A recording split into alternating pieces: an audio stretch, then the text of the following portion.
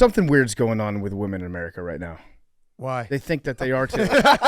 Okay, go. Wait, hold on. Women in America. Hold on. Okay. Let me just get my seat so I can go back a little. Yeah. Right, go ahead. On today's Part of My Take, we have an awesome interview with Rgiii in person from last week. PFT got a little emotional. I did. I didn't expect that coming. Yeah, it was a great interview. So get excited. We're also going to do a little Super Bowl cleanup. Full disclosure, we're taping this podcast at 3 in the morning after shooting free throws for the last 13 hours. The stream is still going on, but we thought we'd have to hop in here and tape it while we still have a couple brain cells left because none of us has slept. We're going to do Hot Seat, Cool Throne, which I'm sure we're very well prepared for. I am, yeah. And Pardon Your Take to finish it. And before we get to all of that, we're brought to you by our friends at DraftKings. We're excited to announce our partnership with DraftKings Sportsbook. DraftKings will be our one-stop shop for all things betting. This week, new customers who deposit $5 or more can get a no-sweat bet up to $1,000 on any sport. What's a no-sweat bet? It's just like getting an offensive board. Miss your first shot, you get another chance to score with a bonus bet back. You can also follow what all your favorite Barstool personalities are betting on by joining the Barstool betting group on the DraftKings Sportsbook app. Download the DraftKings Sportsbook app now and use code TAKE. New customers can get a no-sweat bet up to $1,000 if your first bet loses. Only on DraftKings Sportsbook with code TAKE. The crown is yours. We're going to be on DraftKings Sportsbook. I put in a bet tonight or it feels like 2 days ago, Texas Tech at home against Kansas. You could have seen that, followed along. I bet on Kansas. Oh, okay. Well, you could have picked one of the sides. Yours was a smart one. Go right now. Download the DraftKings Sportsbook app now and use code TAKE. New customers can get a no-sweat bet up to $1,000 if your first bet loses. Only on DraftKings Sportsbook with code TAKE. The crown is yours. Okay, let's go.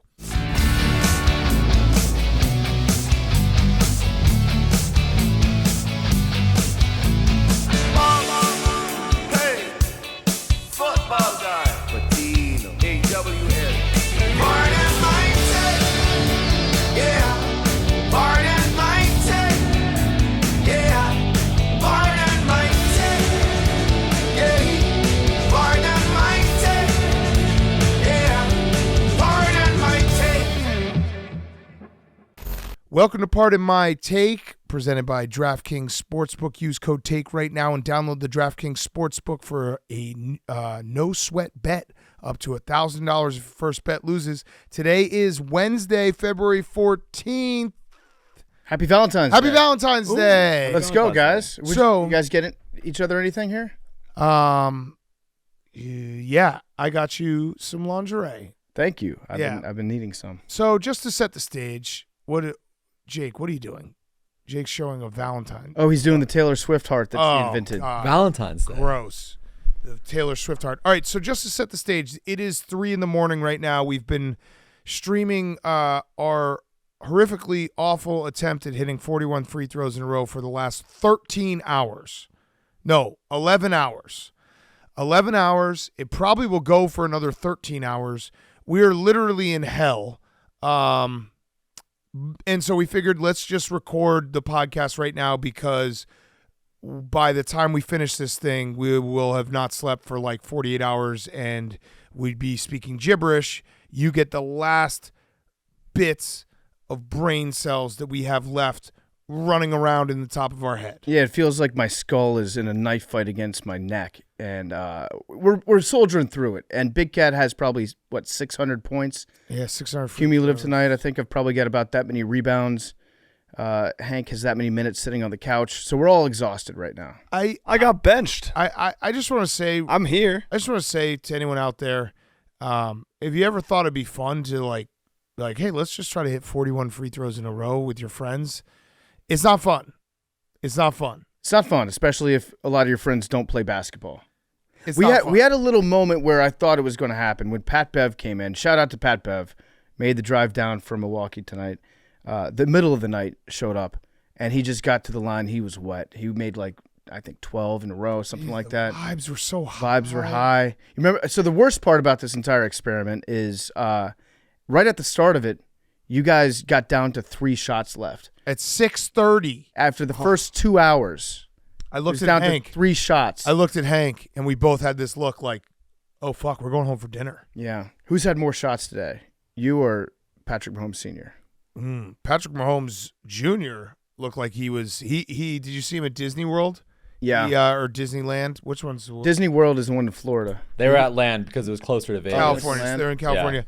But he looked like he'd been partying all night in Vegas and then was forced to go to Disney World or land, which was very funny. He also said something interesting, which we kind of alluded to on Sunday, credit to us.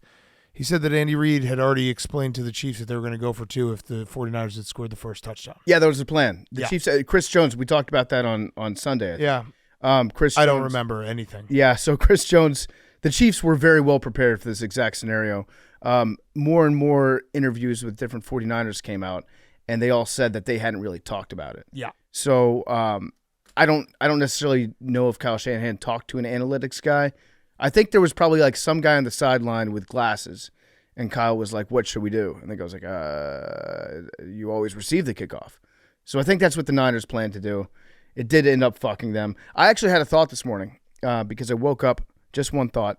I woke up still thinking about the Super Bowl. Mm-hmm. If you do get the ball first in overtime and you score, should you preemptively go for 2? Yeah, well, I was thinking that as well. I don't think you would, because then the other team can win with an extra point. If you don't get it. If you don't get it. But it's something to think about. Yeah. That would be the only thing that could save the 49ers if they said, yeah, well, our plan was to go for 2 if we scored a touchdown, even though we didn't score a touchdown. Dan Campbell definitely would have gone for 2. Yeah, definitely. I like in thinking back to the Super Bowl and the cleanup that we have of it, it really just goes back to the overtime decision. And there's one other play that stuck out when I was kind of going back through it all and watching it. It was in overtime when the 49ers had gone down to, I think Chris McCaffrey ran that ball to like the 19 second and 2. And remember when we were watching the game and we're like, who's number 9? Why is he on the field? George Kittle was back from being in the locker room. He was ready to get back in. Chris McCaffrey had come out of the game because he needed a blow. And why didn't Kyle Shanahan use a timeout there to be like, hey, we should have George Kittle and Christian McCaffrey on the field instead of Elijah Mitchell and the guy who got a holding penalty against him? Yeah. They didn't even go Ray. They passed over. They took Ray out of the game because Ray was on fire at that point. They put that guy into block, and it committed just an egregious holding penalty. And I also think that the other thing people were talking about a day later was Kyle Shanahan, his offense sputtering in the beginning of the second half when they could have really stepped on the Chiefs, and they never really like took that moment. I went back through. People were like, oh, he abandoned the run. I never thought they fully abandoned the run. They had some bad penalties to start a couple of those drives that put them in bad spots. And I don't know. It just sucks. Like, I don't think Kyle Shanahan's not going to get over this for a long time. Yeah, this is a label that's going to wear on him. It is what he is at this point. Like, until he wins a Super Bowl, we're just going to say, yeah, Kyle Shanahan is the guy that can't win a Super Bowl. And it sucks because he's a good coach. But he did run up against Patrick Mahomes, who, by the way, I don't know if you saw this. Hank, you'll appreciate this. Your good friend, our dear friend, Mike Florio, wrote an article praising Patrick Mahomes because he just set another all-time record in the Super Bowl. Oh. Most fumble recoveries ever in the Super Bowl by a single quarterback. And so he has that record. And that seems like a record that didn't get tracked till like 2002. Also, is that just the bad snaps? It's a combination of bad snaps and also him having fumbles forced against him. Yeah. And he picks those up. But was it like the 3 snaps that were so low that he had to pick them up off the ground? That probably had a lot to do with it, yeah. I was seeing people saying that the Chiefs recovered like 6 fumbles. I don't remember that many fumbles. If it just skips to you, is that a fumble? Yeah. Mike Florio also is trying to get Andy Reid to retire. He is trying very hard. Yeah. Very hard. We kid, Mike. We're joking. This is the end of we joke like that. We just because we love Mike. Yeah. It's Valentine's Day, Mike. We love you. So by the way, shout out to her, Valentine's Day. Sorry, Miley. I'm sticking with her. Oh, you are? Yeah. I've done a deep dive into her catalog today. Oh, nice. Pretty impressive. Nice. Deep dive. She really knows how. Never mind. I'm not gonna say that. Okay. So at the end of this article by Florio, he said, "Does anybody think Mahomes won't be back to the Super Bowl? He's 28. He's only getting better. he'll soon reach supercomputer status. Whoa. Where he'll know what to do before each play starts. Oh. So I feel like he already has that. he's just becoming AI. We've got AI Mahomes. Florio thinks is going to start getting developed this offseason. Yeah. I don't know, but I like the idea of a supercomputer quarterback. Yeah, I do too. So supercomputer Mahomes. Gonna go after everyone. He's going to get Neuralink. It looked like the party afterwards was very fun. Travis Kelce and Taylor Swift were singing Taylor Swift songs. It was squad goals. It was so fucking romantic. Me and who? What? If you're gonna do Taylor Swift lyrics to me right now at this hour, No, that's just girls seeing those videos, being like, "Me and who?" Me and who? Oh, like one day I'll find my Travis. Yeah, Like I'm Taylor Swift. And who is my Travis Kelce? tight end, like Hall of Fame tight end, who just won his 3rd Super Bowl? Oh, okay. yeah. Me and who? Goals. Yeah, it's honestly goals. It's big time goals. Something weird's going on with women in America right now. Why? They think that they are too. Okay, go. Wait, hold on. Women in America. Hold on. Okay. Let me just get my seat so I can go back a little. Yeah. All right, go ahead. All right, and I do have my gesturing pin out right now. Yeah. Shout out, Pug. Shout out, Pug. Pug. Every woman in America thinks she's Taylor Swift. Yes. That is a fact. Yeah, it's a fact. Like, they're living vicariously through Taylor Swift. There will be guys that get plastic surgery to look more like Travis Kelce so they can start dating women. And every guy's living vicariously through Travis because they just want to win a Super Bowl. I'm not. No, Hank's right, because they want to win a Super Bowl. I feel like there was a little bit of time where I lived vicariously through like Johnny Bananas. That was about it. Yeah. Kind of. Oh, I lived vicariously through Jackass. Jackass. I was like, that's sure. that's just me and my friends. Yeah. Johnny Manziel. Eh. Yeah. At A&M? Yeah, I don't know. Like, I guess living vicariously, though, I'm saying, like, Johnny Manziel was an incredible quarterback, so it's like, I'm not going to be an incredible quarterback. What is Johnny Bananas is a regular guy who just dominated the challenge. It's like, that could be me. What do you think? I was on Real World. What do you think the dude equivalent of Taylor Swift is? Like a guy that every dude goes nuts. I think it's John Daly. It might be John Daly. There was a TikTok thing saying it was Shane Gillis. Oh yeah, that makes sense. Yeah. Shane is definitely Every woman's like, I want to find true love and settle down and just be happy for the rest of my life. Every dude's like, I want to get fucking hammered. Yeah.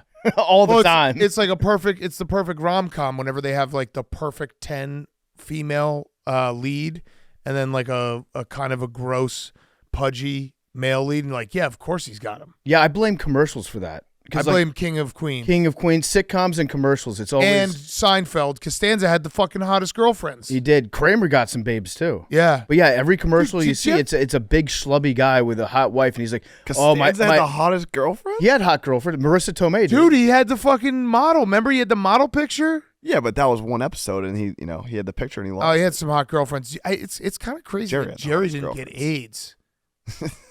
Yeah. I mean, like, I guess it was a little bit past his like early 90s, but he fucking slept around. Yeah. He was very promiscuous. There were definitely some there was an episode that Larry David wrote about one of them getting an STD. Yeah. What were you gonna say, Max? I just wanted to make sure that everyone remembered that you haven't slept for 15 hours. Yeah. This is the Valentine's Day episode. Hey, why didn't Jerry Seinfeld get AIDS? Maybe he did get AIDS, and that's why they cut the show short. Oh, that's maybe it true. was implied. It's like, well, we don't really know how to wrap this up. He obviously has AIDS. Yeah. Wait, what? We're talking about just frumpy dudes in commercials, and it's always a hot chick, and he's always like complaining about his nagging bitch wife who's way too hot for him. I'm just picking my nose so hardcore on this. I also just realized I said 15 hours. That would be 9 hours of sleep. That's Glenny Balls. Yeah. No, I'm on. I mean, you guys are probably in the same boat, but off of the Vegas trip, it's like the last 4 days I maybe have slept a total of like 9 hours total. Yeah, it's pretty bad. It's pretty bad. It's getting a little foggy up in the old dome. We do have another storyline from the Super Bowl. We should probably talk about. The ratings came out. Oh. Turns out a lot of people watched the Super Bowl this year. Most watched show of all time. Wow. And that it beat the moon landing. Feels good to be part of history. Yeah, it does. Pretty cool. We fucking watched. We watched the one thing that everybody else watched. Fuck yes. What are you laughing at, Hank? One of my favorite tweets of all time from Glenny Balls when he said, I've been up for 16 hours and traveled from Long Island at 4 a.m. Everyone's up. Yeah, for Roan 16 was like, hours that's every day. that's a regular day, Glenny. 16 6 hours. hours is what, 8 a.m. to Midnight. midnight? Yeah, I'm up for 16 hours every day. I'm literally up. I'm up 7 to 11 every single day, no matter what. I can't get my solid 10 hours of sleep tonight. It sucks. That's incredible. What were you saying? Oh, it beat the moon landing. 112 in your face. 4 million. Hey, you guys can't laugh at us because you said you wanted to do the podcast right now. In your face, No, moon. I love this. This episode rocks. This episode does rock. The moon kind of overrated, by the way. I think we've discussed that before on the podcast. Yeah, I'd agree. What does Not the moon, made out of cheese. What does the moon have? Wish Except it for was. predicting Lions games. True. That's a valid point. Also, it used to protect us against asteroids. That's why there's all those craters on there. Haven't seen an asteroid hit the moon in millions of years. Worthless piece of shit. Yeah, it was supposed to be our fullback. It was our fullback, but Yeah. the fullback got phased out. We're running the spread offense now. What else do we got? What The else? moon landing and this Super Bowl also both government psyops. Yeah, Something facts. interesting to think about. Facts. Let's read a couple headlines real quick, and then we'll do hot seat. Cool Jason stuff. Kelsey also rocked at the after party. Oh, that was my cool throw. Oh, Oh, shit. sorry. That was my hot seat. Victor Wembanyama had a triple-double, and he had 10 blocks. Oh, fuck yes. So That that's rules. sick. So not a bust. Not a bust at all. Steelers released 3 players, including QB Mitch Trubisky. Oh, that sucks. Yeah. That might be it for Mitch. If you love No. something, set it free. I think that might be it for Mitch. Caleb Williams had a GQ spread. He did. Some spread. Some spread. You can have him. Okay. All right. I'll take it. Listen, I don't know, man. Like, this might just be 3 a.m. talking. I do want him on the Bears, but, like, you got to play in the NFL first, dude. you got to know the He's pictures. putting are up a gonna lot follow of you bulletin around. board material on himself. The Well, last full year. Yeah. there's another Like, dude, draft just pick get that there and be good for a little bit, and then you could do anything you want. there's another draft pick that wore a dress in a photo shoot for magazine. Went by the name of Ricky Williams. That's true. He turned out okay. Mike Ditka. Yeah. Yeah. Mike Ditka got married to Ricky Williams. Yeah. Legally. Dennis Rodman Ricky's, also in a by the way, dress. Ricky's way hotter than Mike Ditka. I don't know. Ditka was kind of hot back then. He was Mid 2000s. Ditka was in his prime. Yeah, that wasn't his prime, but like in his prime, he was a good-looking dude. No, I agree. The strong. That's what men used to be. I agree. I think the 70s, 80s, 90s Ditka, that's a guy. That's Yeah. a man you can set your watch to. 2000s Ditka, He's a little chunkier. no thank you. 2010s Ditka, 2020s Ditka, hot again. Yeah. Daddy. Yeah. No, he was. Yeah. No, Ditka was. That was what like the strong men in the world look like. They all look like Ditka. Mm-hmm. Okay. What else? What else we got? They're Andy Reid changed. said, "How about that D?" He did, yeah. That's good. Yeah. Phoenix Open changed. They're going to change the rules because of this weekend. All right, that makes sense. Not. I don't like it. That's a good knot. Yeah. I fucking got everyone. I think I bet you there was one person in the car who was like, "Oh shit, they're in for it." Not. I think you will see a complete operational change of how we manage really on our Friday and Saturday. Not only on the Friday and Saturday, but the entire week. We're very proud of what we've built. We've been the tournament of the year on the PGA Tour 5 of the last 7 years, but we don't like what happened on Saturday. The players don't like what happened on Saturday. Our fans don't like what happened on Saturday, and so nothing is off the table. If you acted up like that at a live event, what do you think they'd do? Probably give you a lifetime contract. Cut your liver out? Yeah. One or the other. Yeah. That's kind of the two paths with the live events. Mm-hmm. It's the bone saw, or you get $1 billion contract. We should start our own golf league. Yeah. Mandatory drunk fans. We breathalyze you on the way in. Yeah. Yeah, you have to be you cannot get into the golf match unless it's you blow a .2 or higher. Yep. I like that. I like that a lot. That would be great. Okay. Anything else? Anything else from anyone about anything? Literally anything. We did Jerry Seinfeld has AIDS and the moon landing. So I think we're good. I think we covered all the sports. we could talk about anything. We've talked about all the sports I think this I morning. saw something about the 49ers players didn't know the rules. Yeah, of they the did. overtime. We Yeah. talked about that, memes. I asked Max if we talked. I missed it. Yeah, we did. We did. They did not know the rules. It confirmed yet again that we know ball. There's a lot of people who were saying we're stupid that the Niners defense was gassed. No. They need to make that the regular season overtime rule.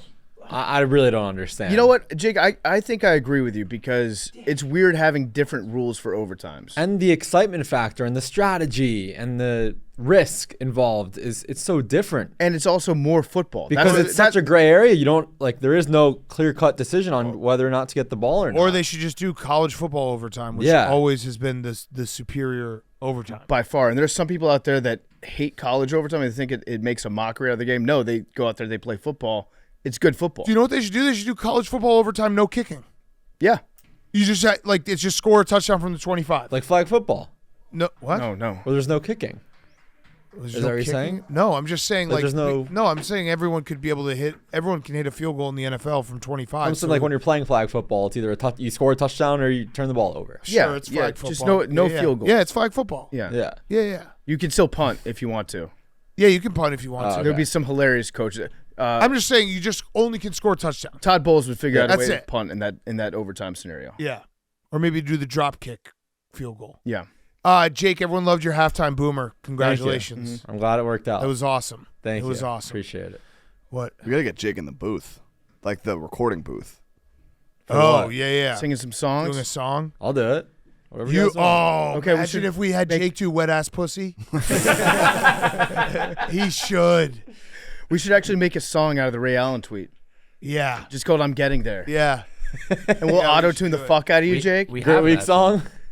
Don't we always do a Great Oh Week yeah, song? no, we had Yeah, someone, we have that someone song. to take on me remix. No, but we should do an original We'll song. use that. Yeah, we'll use that tonight. That song, I like song is a banger. Oh my god. all right, let's do Hot Seat Cool Throne. And then we'll get to RG3.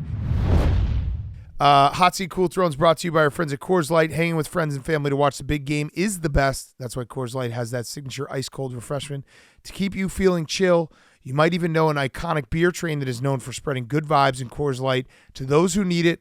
After 12 years on hiatus, Coors Light Beer Train came out of retirement for the big game. When it's time for a refresh, just open a Coors Light.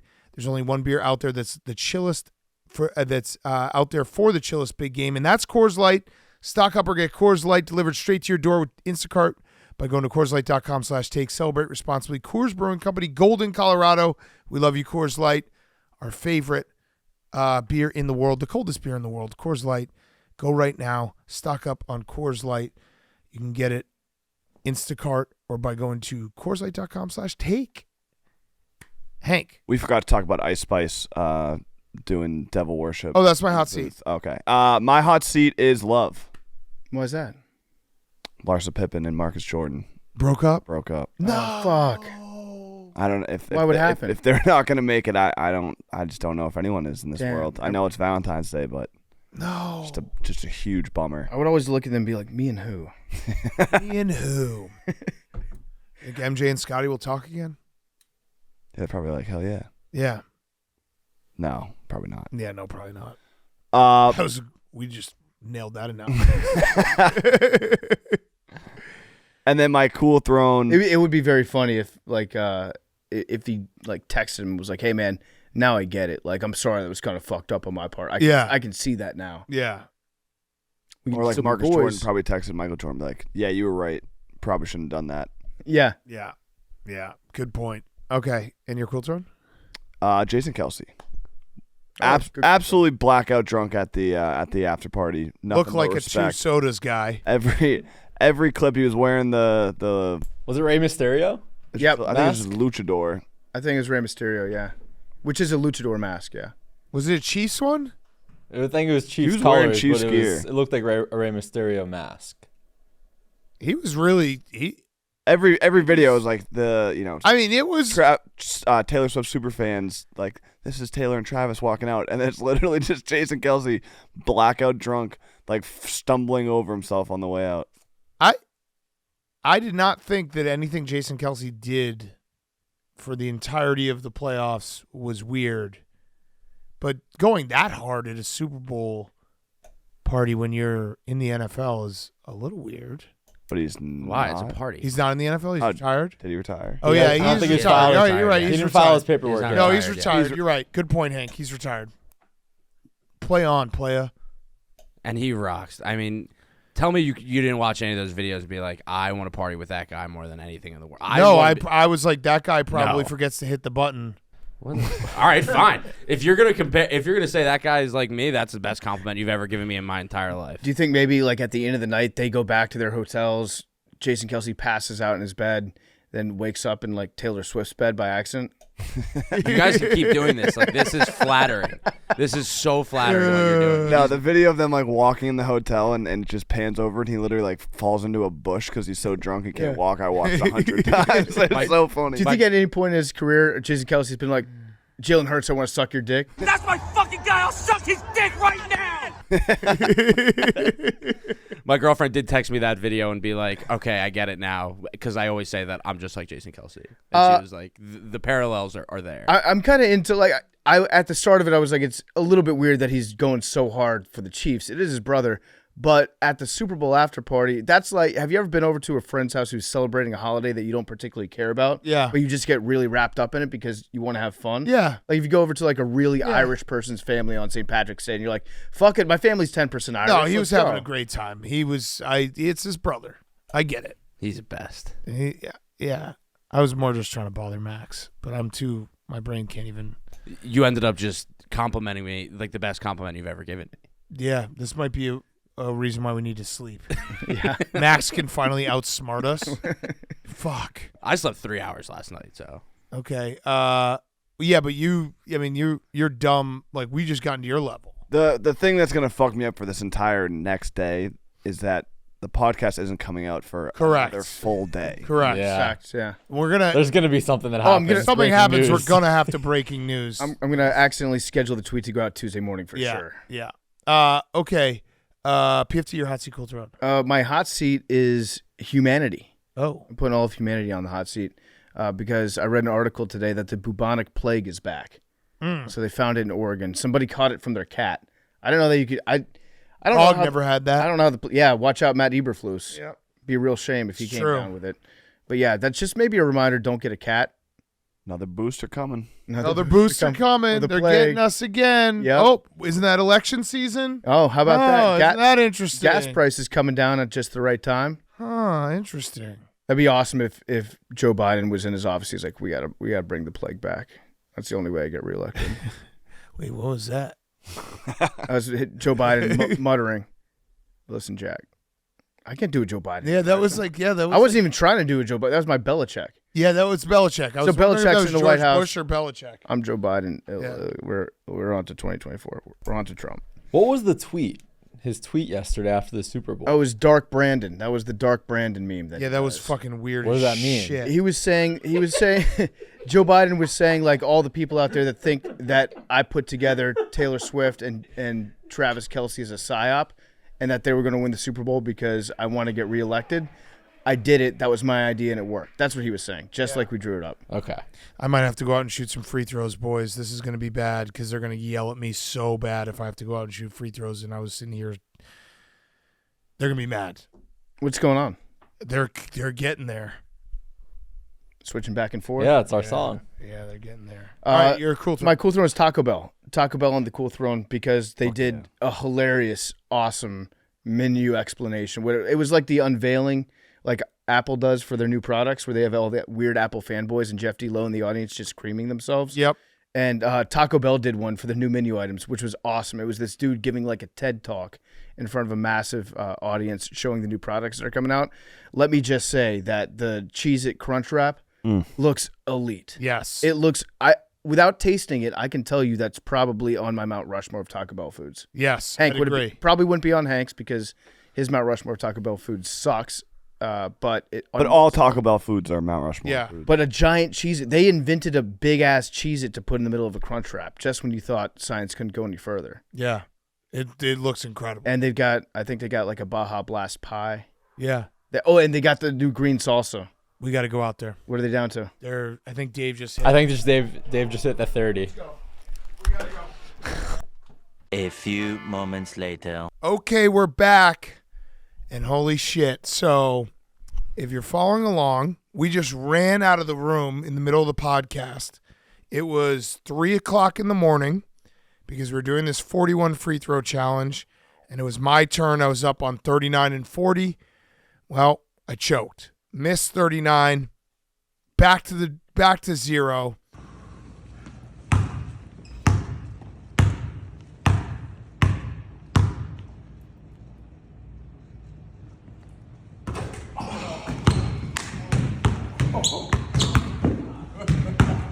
That was a good shot. We're now sitting here 7 hours later. I just hit 39 and 40. Dave hit 41. We're free.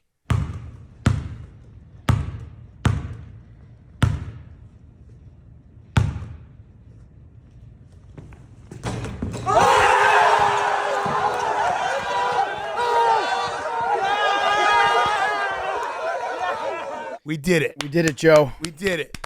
Incredible. PFT, incredible rebounding. Jake got the ringer to show up. Max, memes, the boys stayed up. Everyone stayed up all night throughout the whole challenge. It was really a team effort. No by one everyone. slept. So I walked into the studio because I had to grab my cell phone in the middle of the shooting, and I saw a mass over in the corner, kind of huddled up, and I looked over, and it was a body. It was a human body, and it was covered in a blanket. And when I say covered in a blanket, I mean it was covered in a blanket, head to toe, like blanket. You know what? It was Hank, but at first I thought I walked into the Heaven's Gate cult. Yeah. And I thought that it was just filled with bodies because all I saw was Nike sticking out of the bottom. Yeah. But no, it was our sweet dear Henry Lockwood over there passed out in the corner. I also came in here and what? You are thinking of the wrong person. What? No. That Heaven's was Gate? Memes that was in the corner. That was Memes. Wait, Memes was in the corner? Yes. Hank was on the couch. Hank was on the couch. Oh. Memes was in the corner. Memes Oh. passed out in the corner. Memes, you freak. Do you sleep like that every night? No, the lights were on. Wait, I didn't know there were two bodies in here. I came in, I just saw Hank. Hank was so out cold because I came in to get my keys and I had my cell phone flashlight and I turned it and it literally shone right in Hank's face, like directly in Hank's face. Did not flinch at all. Little baby just kept on sleeping. Yeah, that was crazy. Yeah. I don't know really what to think. We have still not slept. Well, these are some of my favorite shows because we just kind of get drunk off not sleeping. Yeah. So the shows get loopy. We make less sense. Maybe we're smarter. Yeah, maybe we're smarter. And so it was a crazy, crazy 16 hours. So what was the final shot counter? Jake, do you have it? I'll look. I have it. It was 7,608 shots, 16 hours. It was hell. We were just out there grinding. I think I came close to making 1,000 free throws. I think I attempted like 2,000.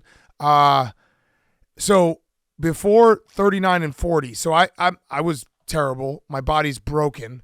I was trying to hit the first two of the whole thing so that I didn't have to hit the pressure shots.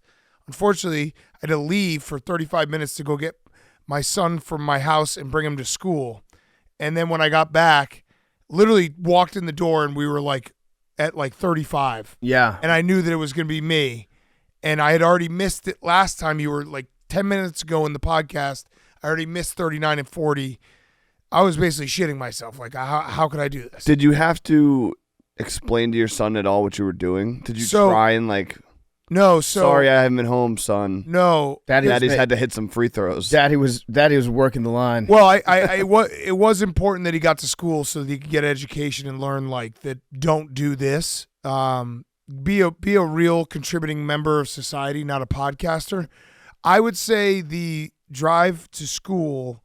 I think I told my son probably 15 times that I love him so much because I was like, Dad's going back to jail in a minute. So I was like, I may never see you again. I kept on being, I love you so much. Like, I love you so much. You know I love you, but you also know that Daddy's an influencer. I was like, these 5 minutes I have with my son here are the most precious 5 minutes because I'm going directly back to jail and I may never get out. It was a good time with the boys, though. It was a really good time. Like we're saying that now. The vibes, yeah, they were high. We had a great time. Everybody involved was excited. We were into it. Great camaraderie, team building. Wouldn't trade it for the world. No. I'm so fucking glad it's done. I'm so glad it's done. We're all the Popeyes meme, the exhausted chicken sandwich worker. I thought there was no chance we were ever going to get out. I thought we were just going to be fucked. It would have be fucked forever. It also would have been funny if we were not allowed to leave the room, eat, or drink, and we all just died in that room trying to make free throws. Well,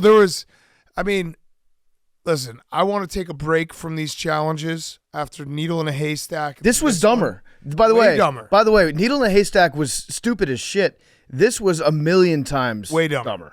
But I will say that these challenges, they're so like taxing on just your mentals and everything. But there is a part of you that like just hanging out with the boys. I think we ordered 17 different types of food. Yeah, we got chicken. We got a bunch of McDonald's. We got McDonald's breakfast and McDonald's dinner within an hour of each other. Yep. And we got blizzards and we got everything. It was not fun, but it was fun. So when we started the stream, it was myself, Nick, and KB doing the broadcast of the event. And we're like, yeah, this is a good idea. Maybe it'll be over in like an hour or two. You don't have a lot to commentate and talk about during a free throw shooting contest. Correct. Especially after it reaches hour number 4, and then KB had to go to the hospital for butt surgery. So Nick had to drive him. So unfortunately, they had to leave. Damn. Thoughts and prayers to KB. He's getting a butt transplant today. He's getting the Brazilian. Okay, so thank you everyone for watching. That was incredible. Everyone, we had like 20,000 people watching at 4 a.m. It was nuts. So always incredible to watch all the people like tuning in and just being like, holy fuck. Shout out Pat Bev. Yes. He's got a game. He's got a game. He had a game and has a game. He's in between 2 games. Yeah. Literally in between 2 games. He had 24 hours in between 2 games. He came down to Chicago to pump up the boys. Yeah. So appreciate Pat Bev. Okay, my hot seat. What was it supposed to be, Hank? Ice Spice? I didn't prepare. Is she on the hot seat? Debo's on the hot seat. Who? Debo Samuels. Fletcher Cox owned his ass on Instagram. Owned him on Instagram? I just know that you said Ice Spice. I said, no, that's my hot seat. Don't ruin it, but I don't have it's a more hot seat. hot seat God. Ice Spice was doing devil worshipping signs. Gross. Was she doing devil or was she doing the rock? I think devil. Yeah. Wait, what happened with Debo? After the Niners game, Fletcher Cox had an Instagram story that said 19 problems is Debo's Instagram handle. Keep the Eagles out your mouth. BOE. I don't know what that means. I still got some y'all ain't got. Yeah, I've been holding on to this. Eat a dick. Wait, This is sad, Max. Why? I love that. Why is Fletcher Cox going at Debo? Because fuck Debo. Debo. because he said that if they had their quarterback, they would have beaten you guys last year. He was talking shit. He said the secondary trash, which it was. Fletcher Cox is like, yo, bitch, we lost to the Chiefs by less points than you. No, Yeah, but he you was guys saying went he had to a Super Bowl overtime. ring. He was saying that he had a Super Bowl ring. Yeah. Okay. And that he doesn't. Which is fair. Yeah, that is fair. He does have a Super Bowl ring. Make a quote card out of that. Yeah, bitch, we lost the Super Bowl by less points than you. That's not what literally Fletcher Cox probably. By 1 point less. That's just not a quote. That's not a I'm quote, paraphrasing. That's not a quote, Twerk. All right, my cool throne is vacation. We can go on our vacations. Let's go. That was scary. So pretty much the second that last shot went in, I got a notification saying you can check in for your flight. And I thought to myself right before Dave hit that shot, well, I'm not going to use that. I'm not going to click that link. Listen, this vacation, I need it so bad. And the fact that it was in jeopardy really makes us embrace. This might be the best vacation ever. Yeah, let's have the best vacation week ever, guys. Yeah, because it really we almost didn't have it. We were that close.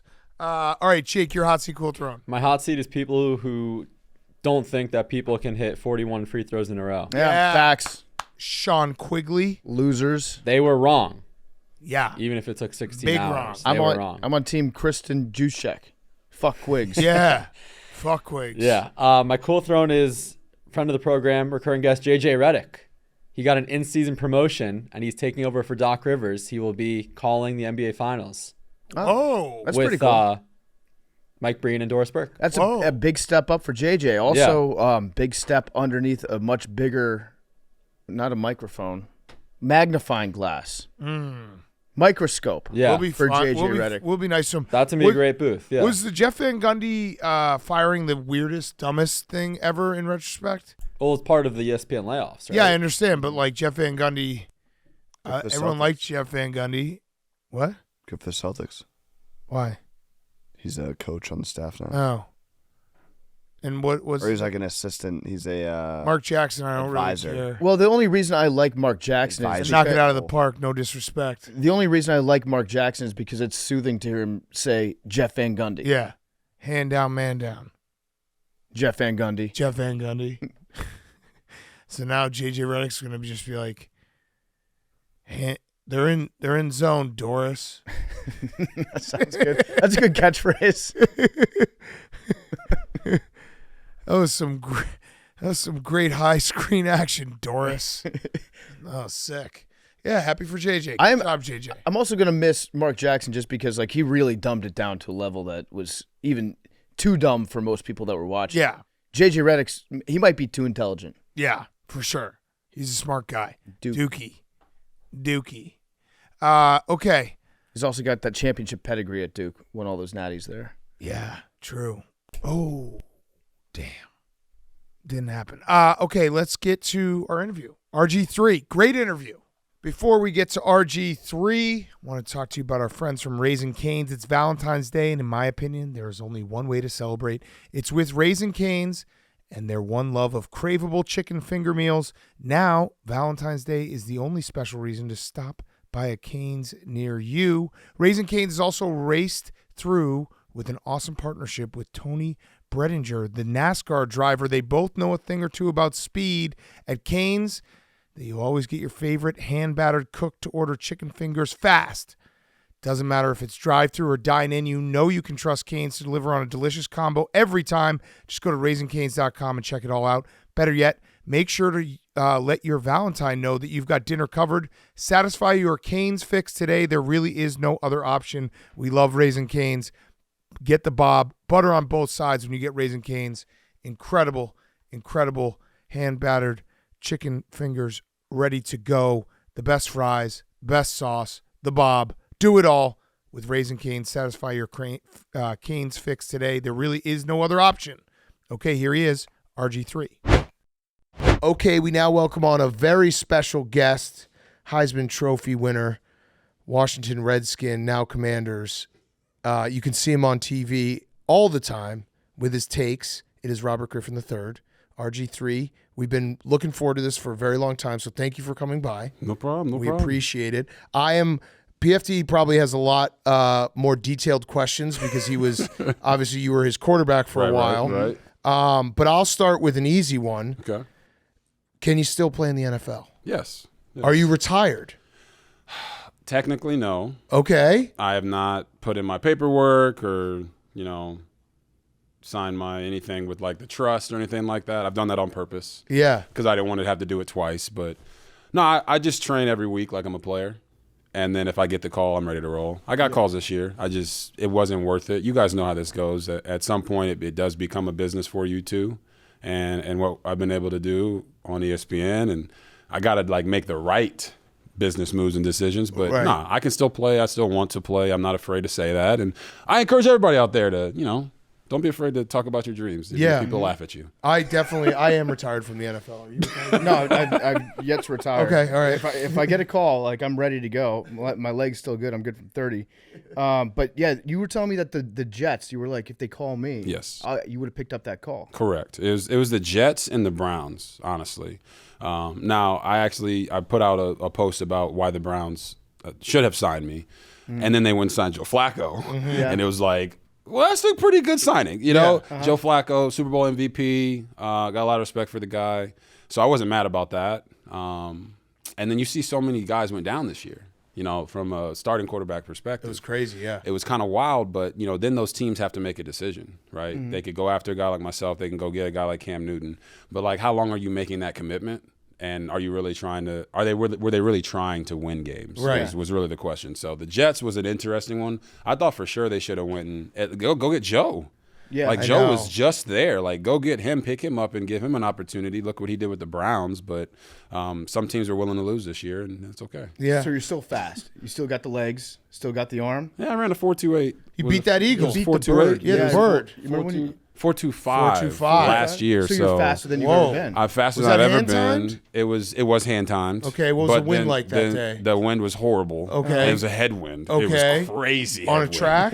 It was not on a track. It was on a football field. But Okay. it was. They actually went back and recorded or timed it on the camera, and then it was a 4.38. Okay, so all right, so we'll go with 4.2. We'll go yeah. 4.38. I'm cool with Yeah, that. Listen, yeah. that's faster than We're I've just ever keeping been you to. honest, yeah. I appreciate it. What can you run a 40 in? I don't know, probably about a minute and a half.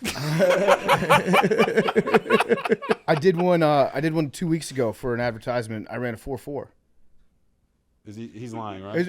Okay, hand up. It was less. It was 39. It was 39 yards. It was 39 yards. 39 and then yards. You ran I a walked off. 4.4. Yeah, it was 39 yards. You can see PFT. it. You ran 4.4. Clay Harbor was instructing me. He was my coach. He timed it 4.4. It might have been like 30 yards. We've all had a coach that's like, try to boost us a little bit. Like, It was oh probably yeah, 30 you yards. threw that 75 yards. You're special. Yeah, it was like a 35-yard throw. No, Question I have for you though, before hit me. we keep going. You mentioned the name, right? Yeah. How do you feel about the team name? Commanders? Yeah. I think it's a terrible name. Yeah. I think it's an awful name, man. Like, nobody was excited about it when it came out. I instantly wished it was still football team. Like, it makes I me, agree. It makes Yeah. me miss football team. The football team felt more exotic. Yes, and I know? think Yeah. It was like the simplicity of it actually was cool. Even though people made fun of it at first, they're like, Right. hey, who do you play for? The football team. But it's like right? football. But then it's what you are. You think of like European soccer. Right. right. With the Commanders, it's like, okay, we're the commies. Yeah, commies. We're the commies. Great. And it's so weird. Like, with the football team, you can talk yourself into it. You can be like, yeah, football, that's a tough masculine sport. We don't need a cartoon bird, as our mascot telling Right. people we're a football team. No We play pigeons. No football. pigeons. No pigeons. No pigeons. So yeah, I don't like that. I think that they're probably going to change it back. Really? Well, maybe not back to football team, maybe for like a year football team, but I think it's not going to be Commanders long term because if you've seen Josh Harris, I kept an eye on this all year. Uh-oh. Josh Harris, he always wears the Washington hat, right, with the W on it. Yes. I've never seen him wear Commanders on his shirts, and he always wears like a generic burgundy sweater. That is true. Or a burgundy polo, and he's like going out of his way not to wear that word. So I When think he's PFT gonna said change he's it. been on it, like he's been on it. This is my Super Bowl. he's been I watching. think I've seen some everything of he wears. I don't know if Yeah. it's a conspiracy theory. I think there might be some truth to what Yes. you're saying. Yes. I was Team Red Wolves. I don't know what I like the Red Wolves, Hogs too. I think the Hogs Hogs would be is awesome. perfect. Red Yeah. Hogs would be great. Hogs play football. Yeah. Yes, they like do. you can see it. And it's into the name. Yeah, it's like got we have history. the Hogs, Right. like the Yeah. offensive line Right. group there. So like I thought that was a perfect, segue into that name. But they went with Commanders. Old did. Dan Snyder said, "I'm gonna get you guys one more time." Exactly. This Yeah. Commanders name. That was his double middle fingers on the way out. I'm going to give you guys the worst name in the history of sports. Yes. Enjoy it, assholes. Oh, now Stephen A. is calling us the Commodores on first take. So Easy like Sunday morning. there Yeah. you go. Yeah. So I do want to talk about your history with the Redskins. So Yep. when you were drafted, I'm not exaggerating when I say this. You made me fall back in love with football again. Wow. Your rookie year, I was at your first game Okay. in New Orleans, and it was cool because, like in New Orleans, you got family from there, Yes. and the Saints fans are obviously, they care a lot about their team. They do. But after the game, I was just like, I was on cloud nine because I'm like, holy shit, I got a quarterback for the next 12, 15 years, and like I could see everything going really well. Right.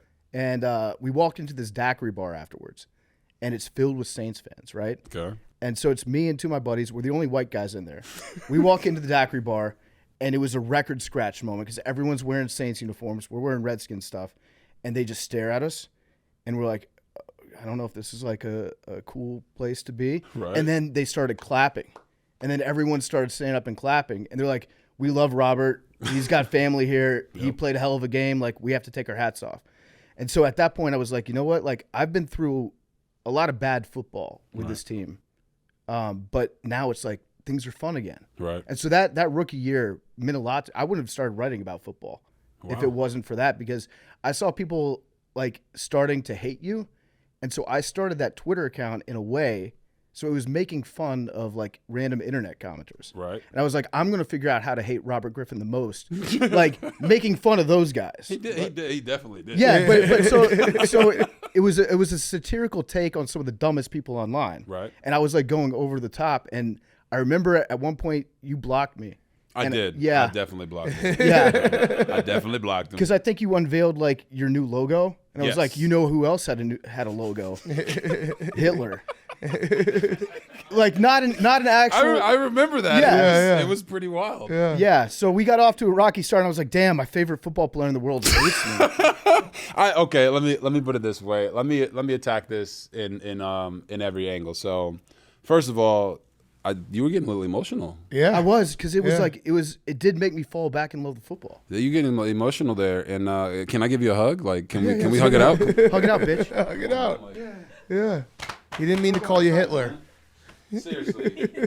Now PFT knows this because we've been talking recently over the past couple of years, and like you mentioned about the blocking, like really early in my career was like the first time when like players were really being exposed to social media in a drastic way, and some of that stuff can get to you. Yeah. So like for me, it was like, all right, this guy's like going way over the top, trying to comment on every single thing and every move that I'm kind of making. Let me just block him, not because I hate the guy, but just because I just don't want to see it. Yeah. You know, like let me just move past that. And but you bring up the Saints game and the fact that a lot of people don't know that my family is from New Orleans. Like my dad has 7 brothers and sisters. My mom and dad were both born and raised in New Orleans, Louisiana. So that game meant a lot to me to be able to start my career there. And kind of what you talked about, it was a little bit of the hope that like the whole city of DC felt when I first came there and was able to play at a high level.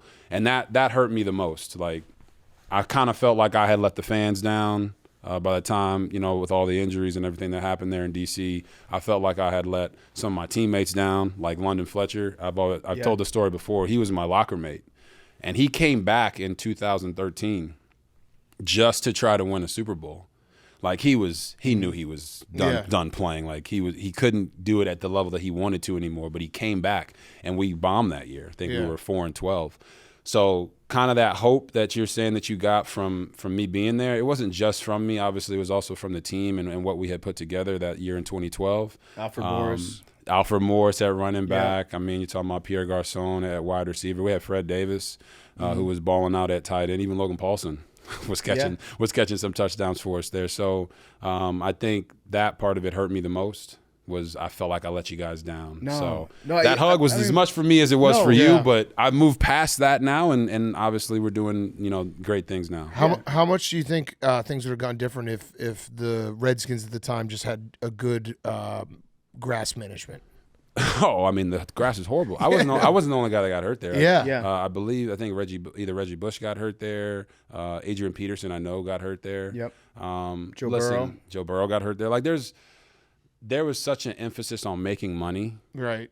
That they were going to rent that stadium out for concerts and everything in between, and the grass management wasn't that great. Right. And it was like we were playing in the sand. Yeah, no, I remember the slow-mos of that playoff game, and you trying to cut, and it's like, that's a lot of sand that's getting kicked up right there. Before the game, somebody did like a walk across the field, and it was sand that had just been painted green. Yeah. And it was like, this is not a good environment for a football game, especially with a quarterback it was an MCL, right? I had an LCL. So the first injury when Haloti Ngata literally destroyed my leg on that hit was an LCL injury, which is this ligament that goes along the side. Yeah. I still can't feel that to this day. But then I ended up tearing my ACL. I think I tore my ACL in the first quarter. Mm-hmm. And I obviously played for the rest of the game, which I shouldn't have done. Should have been pulled out. I should have pulled myself out too. But we're warriors, right? We're out there. It's fight or flight. We're gonna fight. But that injury certainly set my career back. Obviously, altered my career in many ways, and I shouldn't have played in 2013 at all. Looking back on it, I remember you did like the all-in for week 1, going into 2013. To me, when I saw that, I was like, I hope he doesn't like come back early because of part of this like marketing initiative. Because I think it was like with Gatorade or something at the time, right? It was with Adidas. Yeah.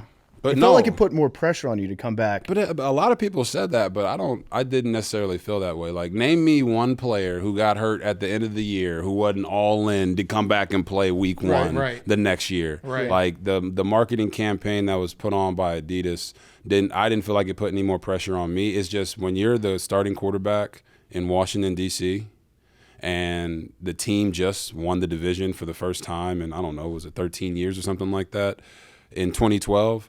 Yeah, everything you do at that point is going to be magnified. So was Carson Wentz all in when he got hurt for week one? Yeah, he was all in and he played. Yeah. Was Joe Burrow all in for week one when he came back after his ACL? Hell yeah, and he played. I shouldn't have played, but it was because my knee injury was a lot more complex and significant than even I knew at the time. But that campaign had nothing to do with it. So I appreciate you bringing that up. Yeah. Because I haven't really talked about it, but like, there's not a marketing campaign out there that's going to make a player go play because they feel like, well, darn, if I'm all in for week one and I don't play week one, was I really all in? Right. Like, no, Right. like everybody's all in to come back from their injuries. It just so happened that people latched onto that, I feel like, because I was the quarterback for the Redskins at the time. So the knee injury, like, was there ever a point, maybe a year or two down the line, where you're like, wait, my knee is never going to feel like 100%? Could you feel like how different it was? You're like, my superpowers have been diminished a little bit. Yeah, I mean, superpowers. Yeah, we all feel like we're superheroes. No, I mean, you had the Heisman year, like, we all feel like we're superheroes. Don't get me wrong. Yeah. But it's kind of funny when you don't play. Like, you reevaluate everything. Right. So 2015, right, I got the stinger in the preseason game. They called it a concussion, wasn't a concussion. Got cleared from the concussion, then uncleared. That's a whole other bag of worms. Yeah. Conspiracy theory that we can unpack at some point. But that year I didn't play a snap. So I actually went back and I watched the 2013 tape. And I was just like, oh my gosh. Like, I had the big knee brace on. Yeah. I wasn't as mobile as I had been before. Yeah. Was it Texans week one? Exactly. Yeah. It was just not. It wasn't Texans week. Texans was 2014. Okay. That was week one. It was the Philadelphia Eagles. Remember, came out. Mike Vick was the quarterback for the Eagles. We came out with the flag, and it was a great thing. Like, we were back. Let's go do it. And then we got mollywopped. Yeah, Chip Kelly changed the NFL. He for changed one game. the NFL for one year. game. 100%. Yeah, one game. It was No, I remember a after good that game, it was year. like, how is anyone going to defend this? It was like, well, we'll just defend it. So when I mean, listen, you can't trade away all your best players, and No, still that's be right. successful. That's So true. getting rid of Shady and Deshaun Jackson, yeah. and then Mike, like, that's not the way to win games. Yeah, we're gonna get slower. Yeah. we're gonna let's get rid of all of our dynamic We're players. gonna play fast, but we're gonna run the offense through Riley Cooper.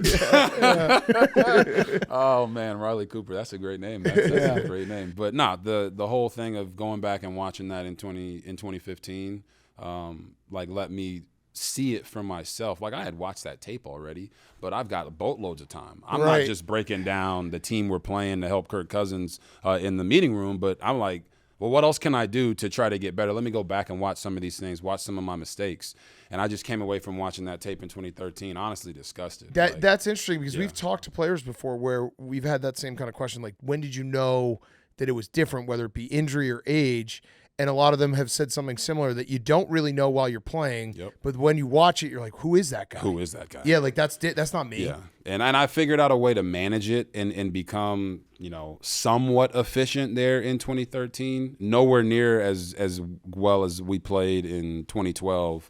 But just going back and watching it, I was like, yeah, I shouldn't have played at all in 2013. Gave myself a full year, of not just watching tape and watching the team and getting building those bonds with my teammates, as opposed to I was on the side working out for like what felt like 8 months. Right. Didn't get to practice, didn't get to really do a whole bunch of stuff, and that doesn't really put you in the best spot to go out and be successful. But the bottom line is I did play. Yeah. Right. And what you put on tape is how they're going to judge you, and that's why it went that way. So then you show up in 2014, and now you bring in Jay Gruden as the head coach, and I think I got hurt that game, like first game of the year, and I'm out for 8 games or whatever it may be. Like, that's tough, You're hurt, you're not available, you're not getting to develop, you're not getting to play, you're not getting to build that trust, And I came to that realization in 2017 when I was out of the league. Yeah. So you realize things when you have unlimited time on your hands. You can go back and reflect and be like, damn, okay, maybe some of the stuff that happened was just like, damn, I wish that would happen a different way. Yeah. But the bottom line is it didn't work out in Washington because I just couldn't stay healthy. Yeah. Yeah. Going back to your college career, and I guess your high school career before that, is it true that Mac Brown recruited you to be a safety at Texas? Yeah, so I actually called a Mac game this year with Drake May in North Carolina against Clemson, and I talked to him about it. And he's got a different recollection of how it all went down, but the bottom line is that at that time in 2007, 2008, like if Texas offered you a scholarship, like you went. Yeah. There was no debating. They walk in the building and they go to your coach and they say, hey, we want to offer this guy as an athlete because that's what he offered me as. They offered me as an athlete. Mm-hmm. If you don't take this offer, it's off the table. I said, well, coach, I want to play quarterback. So I'm going to decline the athlete offer here. And Right. he walked. Now, it wasn't Mac. It was the recruiting coordinator who Yeah. I don't know his name. I'm sure he doesn't work with Mac anymore either after all the quarterbacks that he missed out on. He also did that to Johnny Manziel. Yeah. He was, Did it to I think Johnny. he was like, you can play safety maybe. No, You can play walk safety. on. But yeah. So it's like Yeah. when he walks out and he said, well, offer's off the table. They weren't even there to offer me. They were there for a guy named Tanner Brock. That's a great name. It's an unbelievable name. And he was a linebacker. Yeah. Okay. Oh, wow. So Okay. middle linebacker. He was a sophomore. His brother was our tight end. Great player. Went to TCU What named was his Logan brother's Brock. name? Logan Brock? That's a great tight end name. It's a great tight end name. So they Okay. show up and they're like, hey, who's this quarterback? And I'm like, oh, awesome. Yeah, we think you can be an All-American safety. Safety. And I'm like, okay, well, thanks, coach. I'll pass on that. But Mac was great about it. You know, if the transfer portal today was there in 2008, 2009, I don't want to say I don't know if I'd have stayed at Baylor, but Mac offered me a scholarship in the middle of the field my freshman year in college. Wow. We had Texas. Texas was highly ranked. They had Colt McCoy, right? We had them 20-20 at halftime. Now they kicked our ass. They beat us 42-20. We didn't score a point in the second half. But in the middle of the field, after the game, Mac comes up to me and said, we really missed on you, didn't we? I'm like, well, I'm not going to be like, yeah, you missed on me. I'm like, Yeah. oh, thanks, coach. I appreciate the love. And he says, you want to come to Texas, you can come anytime you want. Wow. Wow. That had to feel good. It did feel good. Yeah. And I told my coach, and coach said, yeah, fuck him. Yeah. I'd be pissed off if I were him. Yeah. Like, mind your own players, buddy. Exactly. I mean, staying at Baylor was great. You win a Heisman. You're the only Baylor player to win a Heisman. It feels like that program, from like what you did there, their growth from there. I mean, don't they have a new stadium and everything? I'm not saying it's directly from you, but it feels like Correct. a lot of it is because of what you did at Baylor. Yeah, I mean, I tell guys this all the time. You know, I went to Baylor thinking, like, Baylor had just gotten beat, like, 76-14 by Oklahoma State. Right. So when I committed to Baylor, everyone in my high school was like, yo, what are you doing? Right. You got Texas, you got A&M, you got Oregon, you've got, Florida State, all these schools coming after you. Why are you going to Baylor? And I'm like, well, I kind of want to play all three sports. Yeah. You know, I want to play basketball, run track, and play football. And Coach Browse at the time told me, he said, you can come here and do something that's never been done before. And he believed that we could win the Heisman and that we could do all the things that we did. So the gratitude I have towards Baylor is more about the guys that were there when I first got there. Yeah. I show up, I'm fast. Everyone knows I'm a fast guy. And I'm like the 20th fastest guy on the team. That's crazy. And I went to college at 17. So as a 17-year-old, I'm like, holy cow, these guys are super talented. Like, am I going to be able to be that guy at the college level? And I'm at Baylor, and they just got their asses whipped by 50. Yeah. Mm-hmm. And what I learned was that in college, all these colleges have great players. Yeah. It's about building that culture of winning. And it took us time to do that, to go from what we were doing to now seeing what Baylor became over those years, and then what it's been up and down over the last couple of years has been nothing but enjoyable. But it wasn't just me. Well, I don't think it's an exaggeration to say that you had a big part in building that. Yeah. They put a statue, your of statue you. there. They put a statue of you in front of the Not stadium. the coolest statue. The coolest statue you ever had was the Subway one. Yeah. Oh my God! You Yeah, remember that- the, oh, remember yeah. the Subway statue? Oh yeah. The Oh, meat yeah. statue, Was yeah. it not? That was weird. Now let's be honest here, okay? That was pretty creepy. Yeah, it was very creepy. Did When I they, showed up, you I was was- like, "Oh my God, my hair was like jalapenos." Or something. I think they were like olives. Olives was like some of the hair, the facial hair. It was honestly unbelievable because they told me like, "Hey, we got a surprise for you," and I'm like, "What? What is it?" It's a sandwich that looks like you. It's like, okay, guys. Well, I'm not eating it. Yeah. I'm not eating this sandwich. But nah, that was an interesting time. Obviously, we're all content creators. We're all in this space. they were definitely searching and trying to find something that hit, and it did not hit. Yeah. They're trying to get people to stop Yes. talking about Jared. They're like, I know what we can do to deflect. We'll make the ugliest We don't stat. want to talk about that It guy, worked, yeah. which they shouldn't, right? But let's be honest here. But let's get them to talk about Rgiii and the sandwich that looks like him. Sandwich like my statue. face was made out of sourdough or something. There's a lot of stuff that I like to talk about those Redskins teams because, again, it was a very impactful time for me as a fan, and there was so much being written about you. It was like they realized that anything that they wrote about Robert Griffin and the Washington Post, like, it's going to be a big story no matter what. And there was a lot of back and forth about what happened after that rookie year where you wanted to protect yourself. You didn't want to run the ball. And after getting hit by Haloti Ngata, where your leg wraps around the side of his body, I think it's a pretty reasonable thing to say. But there's a lot of back and forth of, like, I want to be a pocket passer.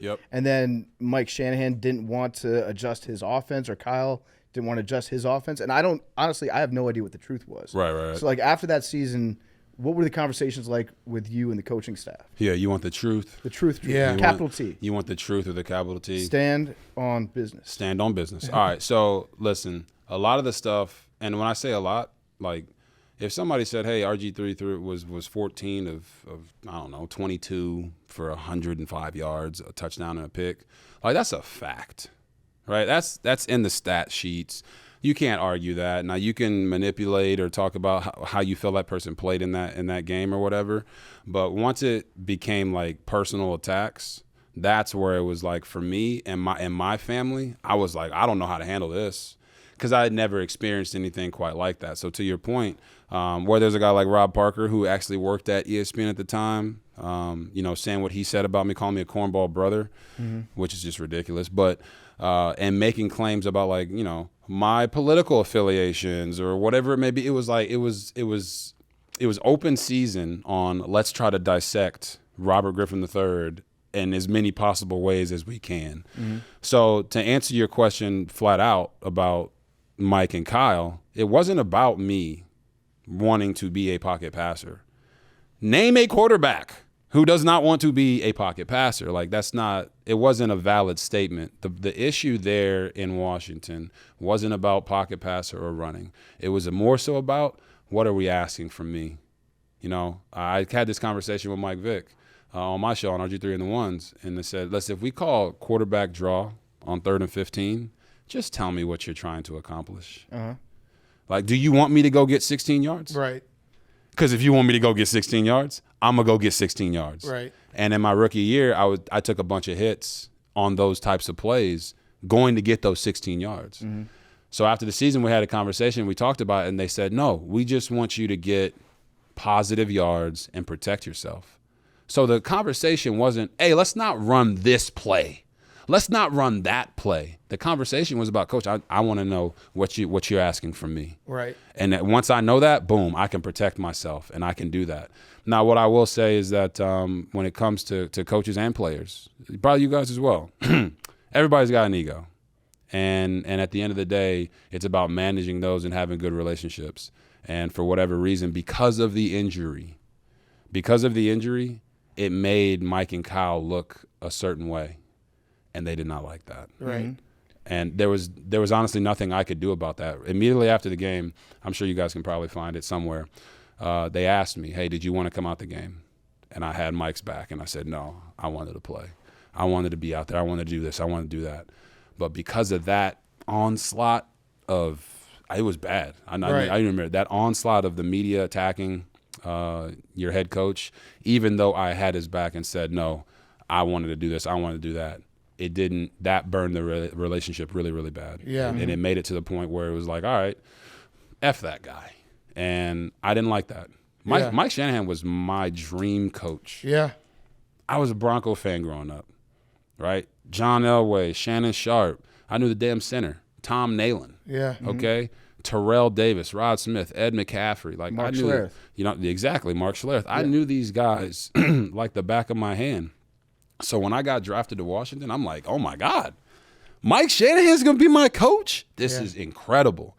And because of that whole injury thing, as you guys have probably come to find out in any industry, it can become a huge blame game. Yeah. And in that blame game, and then you figure out that there's issues with the owner and the head coach, and I didn't know that shit when I got to DC. Yeah. Listen, I got to I didn't even know that the Redskins at the time played in Maryland. Yeah. Practice in Virginia, play in Maryland. We flying from the draft, and we land at Dulles Airport. Yep. Right, in the private jet. I don't fly private a lot, by the way, but in the private jet. And they're like, yeah, we're in Dulles, Virginia. And I'm like, or Dulles, at the airport. And I'm like, why are we in Virginia? Why are we in Northern Virginia? I was like, oh, well, we actually practice in Ashburn, Virginia. Mm-hmm. I said, okay, well, where's the stadium? Oh, well, we play in Landover, Maryland. Right. I'm like, so we're the Washington Redskins, but we don't do anything in Washington? Right. So like I didn't know a lot of things when I first came into the league, but going through that process has actually helped me in this part of my life. Right. Yeah. Right? Knowing how to tell guys stories, knowing how to respond, how to talk to the media. So, like, I'm not bitter about anything. I learned from all the mistakes that I made. I learned from the things that happened to me, and I try to push it forward. There's a lot of stuff that was going on behind the scenes before you ever got there that I Correct. feel like led to some of the stuff that ended up blowing up in the media.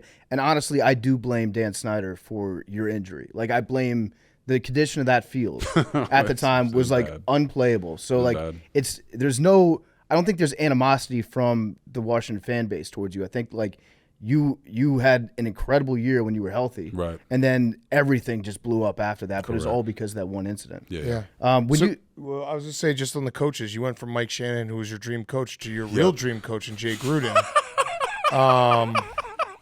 Has that beef been squashed? No, listen. Oh, we can still active beef. I like that. No, there's no active beef. And to be quite honest, I'll answer your point about, and then I'll get to Jay. Because I think everyone wants to talk about the Jay thing. So, well, you're just talking about dream coaches. I feel We might as well talk about Jay Gruden.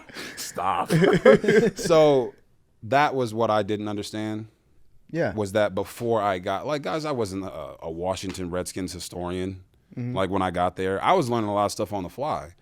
So I didn't know a lot of the stuff about Dan that had transpired before. And then I didn't know anything about any type of like internal struggles between him and Mike. So it was like, when you say like, hey, if I'm an evaluator, I'm a GM, like I'm never drafting a quarterback into a situation where there's a split in the building. Right. Like, don't do that, because the kid's not going to be able to have the best chance to be successful. It doesn't mean you can't be successful, because we were very successful in 2012. Yeah. And all that stuff was just festering in the background, but we were winning. Yeah. So winning kind of quells all of those things. Once we stopped winning, I don't think I've ever seen a team go from what we had in 2012 to what we had in 2013 and the coach being out like that. No, I've never seen anything quite like that. It's a great point. I'm a Bears fan, and it feels like the Bears constantly do this where, like, they draft a quarterback, then they fire the coach after a year, and you're like, wait, so now the guy who wanted the quarterback is not here anymore. It's like, well, this guy has no chance to succeed. Yes, and it's not to say no chance. But like, it's harder. It's harder. It's harder. Yeah. Like with Bryce Young. Like, I don't know what the dynamic was, and I don't want to speculate on who wanted who, when, where, how. But I do know that only one guy is there that made the decision, that was part of the decision-making process of who the quarterback was going to be. And it's not the head coach, the OC, or the quarterback coach. Right. They're all gone.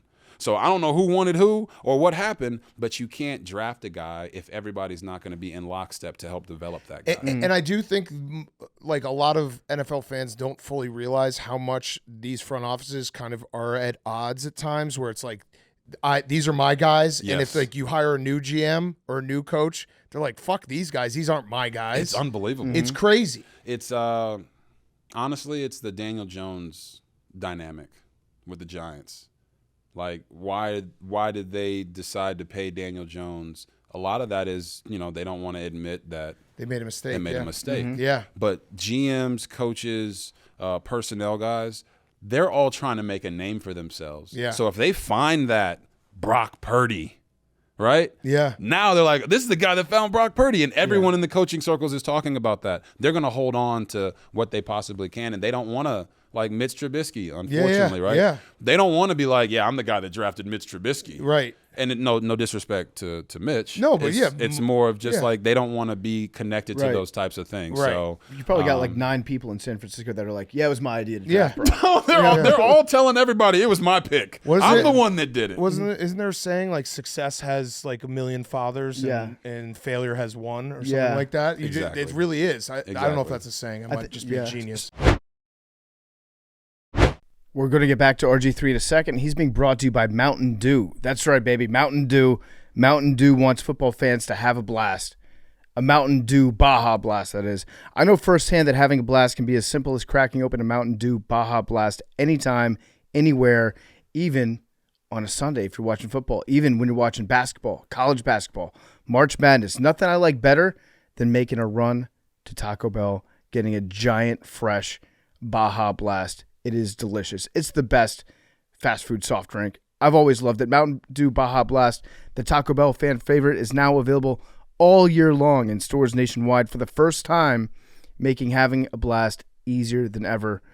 I know that Hank loves Baja Blast. You're a big fan, aren't you, Hank? Huge fan. Hank helped. Long-time fan. He helped to invent Baja Blast.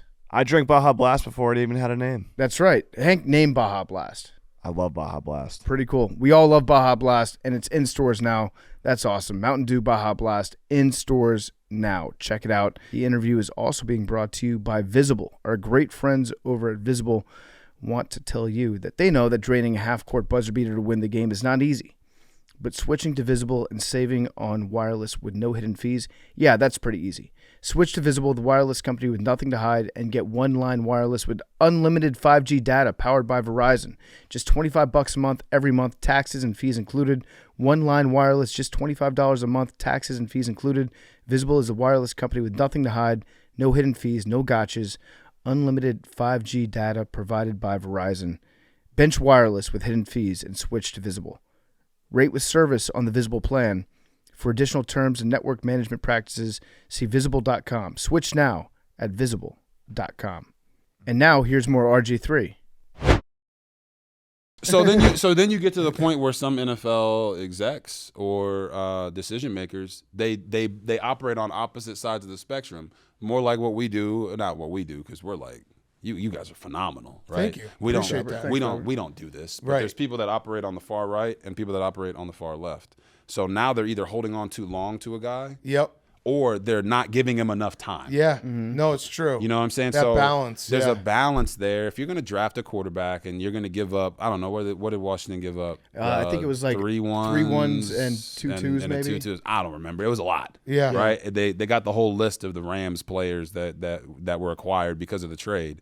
If you're going to put all that into a guy, you got to give him more than 2 years. Right. Uh-huh. Yeah. You gotta make the structure be right. This is a nice 2-3 year 4 run where we're gonna fully develop this guy. Yeah. And if you don't do that for the quarterback and you have a terrible team, right? In 2012, we weren't a terrible team, but we were 3-6 at one point. Yeah. Right.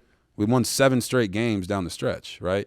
But if you're going to teams that have not been very good, sorry about the Bears. Yeah, no, right? it's all right. You know what I mean? I know. Can't hurt I know me. it's a tough, is what it's it a is. very Yeah, they sensitive stink. subject for you. They stink. But but if you Yeah. do that, you can't like go with Justin Fields and be like, all right, let's give him a year and a half and Right. see if he can get it done. No, it's like, true. You guys have been bad for a long time. Long time. You got to All right, now you develop can that guy. stop. I'm Yeah, sorry. yeah. My bad. How bad have they been? Long time. So I'm sorry. All right. So Jay Gruden, the beef. Yes, the beef with Jay is done. Right, and here's what Who I'll- ended it? To be quite honest, I think it was a mutual thing. Okay, it's And never fully mutual. That's very true. Okay. But here's what I will say. Okay, I was not searching for a beef with Jay. Jay said something about Jalen Hurts. A bunch of people tagged me in it, so I saw it. You guys know how this goes. Yeah, of Social course. media, we're having a good time, Yeah. having some good laughs. I posted the picture of me with the eyes like, say what? Yeah. Like we're having a good time. Jay took it somewhere else. Yeah. Once he took it there, it's like, okay, well, coach, you've done some things towards me that nobody really knows about. Right. So then when I put that out there about the press conference in Washington where I challenged the team, and this guy asked me to do that, and then he didn't have my back, and then doubled down on it in a team meeting that was just, it was very, not even hurtful, but it was just like, man, what the hell is going on here? Right. You asked me to do this. Why don't you have my back in this? Right. So he asked you to challenge your teammates because one guy can't do it by himself. He told you to do that. Correct. And then you said it in a press conference. Correct. Was there like a miscommunication where he was like, you need to challenge the guys, but not in a press conference? No. He said we need somebody to step up and tell the guys, challenge them in a public forum. Did he come to me and say, hey, Robert, I want you to challenge the guys at the press conference right after the game, after we just lost, Yeah. and it's very emotional? No, he didn't say that. But he asked me to challenge the team in a public forum if we were continuing to not experience the success that we wanted. Yeah. And after that happened, and then everything that I already talked about transpired, I was just like, all right, what am I now supposed to do? And this is a thing that I think like players need to hear. I know that you guys' fan base is phenomenal, and they listen to what you guys say, and they want to have a good time.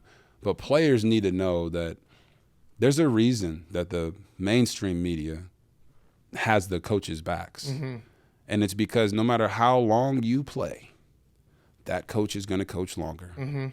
Tom Brady played for 21 years. Bill Belichick's how old? 9,000 years old? I don't know. What is he, 104? You know what I'm saying? Like, he's been coaching for a really, really long time. That relationship with that coach is more important than that relationship with the player. Yeah. So when you see narratives like Russell Wilson, and you see, like, okay, there's like one or two guys that are talking, not bad about Sean Payton, but just about what he did wrong. No one else is. Why? We did. Yeah, we said it was weird. Because y'all are real ones. Yeah. We said it was It weird. was fucked up. It's so messed up. Yeah. But there's more people that won't, because they know that Russell Wilson's probably going to be done in 5-6 years. Yeah. And Sean Payton's going to probably still be coaching. Yeah. And the people in Sean Payton's coaching tree are going to continue to be coaching. Yeah. So it's an interesting dynamic there for players. Sometimes as players, we have to bite the bullet. Yeah. And we have to do what's best for the team by not saying that. So that story that I shared, that story's 9 years old. Yeah. It's never been told, though. Why? Because I was in the NFL. And if I tell that story about Jay Gruden, I'm not getting another job. Right. What coach is going to want to work with a guy that you tell the story about what the coach told you and then he didn't have your back, and it's like they don't want to do that. Right. So now at this point, when I'm basically retired, I'm like, okay, cool, Jay. You want to try to burn bridges, or you want to make a joke about me racing a pigeon, which I didn't race a pigeon, by the way. It was an eagle. It wasn't an eagle either. It was a hawk. It was a hawk. It was a hawk. It was a hawk. And, Fastest bird and alive. I'm sorry that I can do things that You dusted the hawk. Don't just say you raced the hawk. I You dusted. dusted I'm the shit out of 2-0 that versus Tame of the Hawk. Yeah. Are you 2-0. You raced him twice? Raced him twice. Raced him last year. They wanted a rematch because they said he pulled up at the line. So I said, okay. So they put the Hawks trainer 10 yards back from the finish line this time. No excuses. Okay. So don't punish me, because I can beat a hawk that can fly at 120 miles per hour, and Tabor's gonna hear this. and my and, bulletin, and, you know what I'm bulletin saying? board Like- material. If that like- hawk attacks you, I might No, side he with might- the he hawk. might I might be come- like the hawk. RG3 talked a lot of shit on that hawk. Listen, so I'm 3-0 versus Wildlife, because I also beat Dubs II from Washington, the live Okay. mascot. So I'm 3-0 versus Wildlife. I'm open for any suggestions, Okay. of course, but I'm not going to stand here and allow anyone to badmouth Tama and or pigeons. Okay, pigeons are legendary. Yes. All right, pigeons- and I'm not going to throw any other shots. So Jay came out and basically apologized. All right. And, So it's good. I had like 30 minutes. Yeah. I had like 30 minutes of ether for him. Yeah. But I decided to put that in the back pocket, Yeah. because I'm not going to throw punches at someone who has their hands down. Yeah. Okay. Yeah, that's fair. Put your hands up, Jay, and we can keep doing it. But Yeah. if not, Yeah. we're done. But if you want to, we can. But if you want to, we can do it. Pigeons also helped us win World War II. So Yeah. you gotta respect pigeons. Mike see, Tyson's you read the favorite pet. tweet. You Yeah. read the tweet. I They saw helped it, us I saw win it. World War II. Carried Absolutely. messages. Yeah. Absolutely. So now we're carrying a message to everyone out there. Yeah. Don't throw punches at people with their hands down. But if they throw one, I got a non-football question for Okay, you. what you got? And your lovely wife is here. What happened with the flight, the Southwest flight, and you leaving for the birth of your child? oh yeah, that's a great one actually. Because we were like, "Where's the child?" I was like, wait a second. Wait a Like, second. we're gonna need a birth certificate. Taylor Lewan like basically broke down in tears and helped escort you out of the stadium. oh my god. And now there's no Robert Griffin in the second half of this game. That is Also, very true. where's That's the very child? true. Like, That's I very actually true. had this exact thing happen in the birth of my third child. Okay. We were going to West Virginia for our rough and rowdy fights. Got to the green room, and wife called me and was like, "My water just broke." And I Okay. get right back on the plane and go back. So, little stolen valor. I need to know when this child was born. Yeah. So, so first you said the flight with the child, and immediately my mind went to when our baby was at Gamea. When Gamea was born, I was in Baltimore. Okay. And I actually, Coach Harbaugh let me miss the flight to be there for the birth of my child, and then I had to fly Southwest with the Ravens fans. Okay. Essentially, to get to the game. Threw a touchdown, did a whole story on it. So that's where my brain went at first. Right. You're talking about running off the field. Correct. Yeah. At the Fiesta Bowl. Correct. 2 years ago, Yeah, 2 basically years now. ago. So Baby's one. Yeah, All right. but the baby's Yeah. one, but it was two, Yeah. You know. So it took a whole you get what year I'm for the saying? baby to be born. Yeah. That's a good one. So, you know what? Yeah. So at the end of the day, so I get the call from Rgiii. Yeah. That listen, I think I'm going into labor. Yeah. I had already pre-talked about it with the group. Like, hey, there's a good chance Yeah. that You're on high alert. that I'm on Yeah, high I alert. know. All right, it was risky to actually fly to the Fiesta Bowl, but because Pat McAfee asked me to do the alternative, cast from the sideline, I'm like, you know what? I got a lot of respect for Pat. He's doing a great job. I'll do it. I'll make sure I'm there. It was Taylor Lewan, AQ Shipley, think and Cole Kubelik Cole was there. Kubelik, Yep. exactly. Cole's our So friend, yeah. it was a great group. But I'm like, I think if I get the call, these guys can carry. Yeah. They can carry the broadcast. These guys are phenomenal. So we're all laughing about it before the game, like, yo, it'd be pretty sweet if we just did it anyway. You know? Oh. Like, what if we just Yeah. act like it happened? Yeah. So when I get the call, I'm thinking like, okay, this is fake. Right. She's not really going into Right. labor. Right. And so their reaction, I don't know if they knew if it was real or not, but then I get the call and I'm like, no, I got to go. So like that, from that point on, I don't know if they actually knew. Right. Like he actually got the call and Right. his wife is going into labor, or Right. if it was just like, well, we were kind of joking about this earlier. Right. Like what's Yeah. going on Right. here? Yeah. So I got the call. It was a real call. I ran off the field. That was all legit.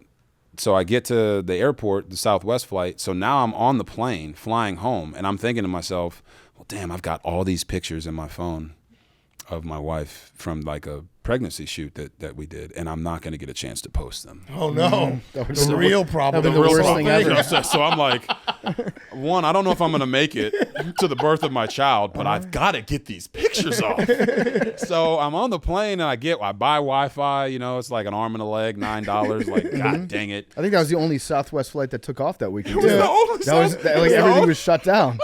That is true. That is actually Yeah. a true statement, because all the other Southwest flights were shut down, but they found a way. God found a way for me to be able to get back. And I'm thinking in my head, yeah, all right. So I think I posted like six pictures maybe. Don't quote me on that. But a lot, yeah. they're beautiful pictures of her and, just us together and enjoy the moment. And then when I land, so, Wi-Fi goes out for like 10 minutes or whatever. So I land.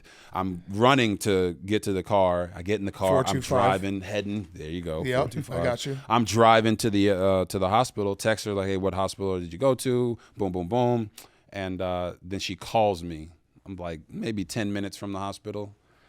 Hey, they told me it was false labor. Okay. So now I think that was that 2 weeks? It was, I think, 2 weeks later. 2 weeks. Two yeah. weeks later after that, Gia was born. Okay. Gia Shali Griffin. So she was born, and I actually left the next day and went to call a bowl game in Texas, where we were in Orlando at the time. And everyone that I saw 6 months after running off the field, every single one of them was like, man, that was so cool. Great that you made it to your baby's delivery. And I'm like, I corrected them for like 2 months. Like, hey guys, it was actually false labor. I actually put out a tweet saying that it was false labor, but people didn't see that. No. They saw the tweet that went viral. Yeah. And after 3 months, I was just like, yep. Thank I you. did It it. was incredible. Yeah. I don't know how I made it. You had us in a real pickle because Yeah. like I have 3 children, so I know that it's labor's very intense and Yes. like it's scary when you get to the Yes. last few weeks.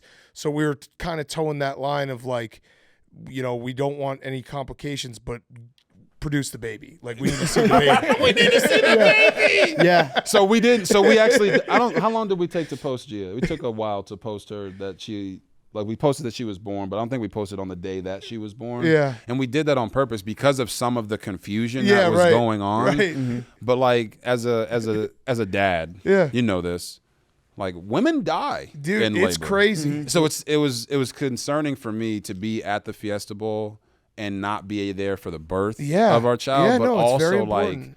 oh my gosh, Yeah. I don't know if my wife is going to survive. Now, Yeah. that might sound Debbie No, Downerish, but it's a you're real not thing. wrong. It's a real thing. You It's don't a want- scary moment where it's Very like, this scary. is, there's a lot at stake here. So I'm very excited on the plane going home. Like, all right, our baby's going to be born. Let me Looking at pregnancy let, pictures. let me get of these your pregnancy wife. pictures. I'm like, this is awesome. This is so cool. But like in the back of my mind, I'm like, man, I kind of want to make sure I get there and there's no complications. Yeah. no issues. For But sure. for sure, a moment we'll always remember. Yeah. I'm happy that everything worked out because we yeah. really Yes. were. Yeah, we were stuck. So me and Big Cat talked about it. You put us in a bad spot. We obviously didn't want to say anything on the air because like you don't know what's happening in somebody Correct. else's life. But right after it happened, we kind of floated the idea to each other. And we're like, wait a second, every Southwest Airlines flight is grounded. I think it got so far in our heads that we're like, I think that Southwest paid Rgiii. Yeah, we thought it was an ad. That's right. to get some good publicity for You know him. what? Yeah. Now that they say that, it's bringing back memories because Southwest was like under fire. Yeah. Yeah. For weeks. Yeah. About some of the stuff that was going on with their planes, so I can understand why. Yeah. That, We connect and you the guys dots. are. I don't want to say you're conspiracy. Are you? No, we spend Are too you much. conspiracy No, we theorists? spend too much time online.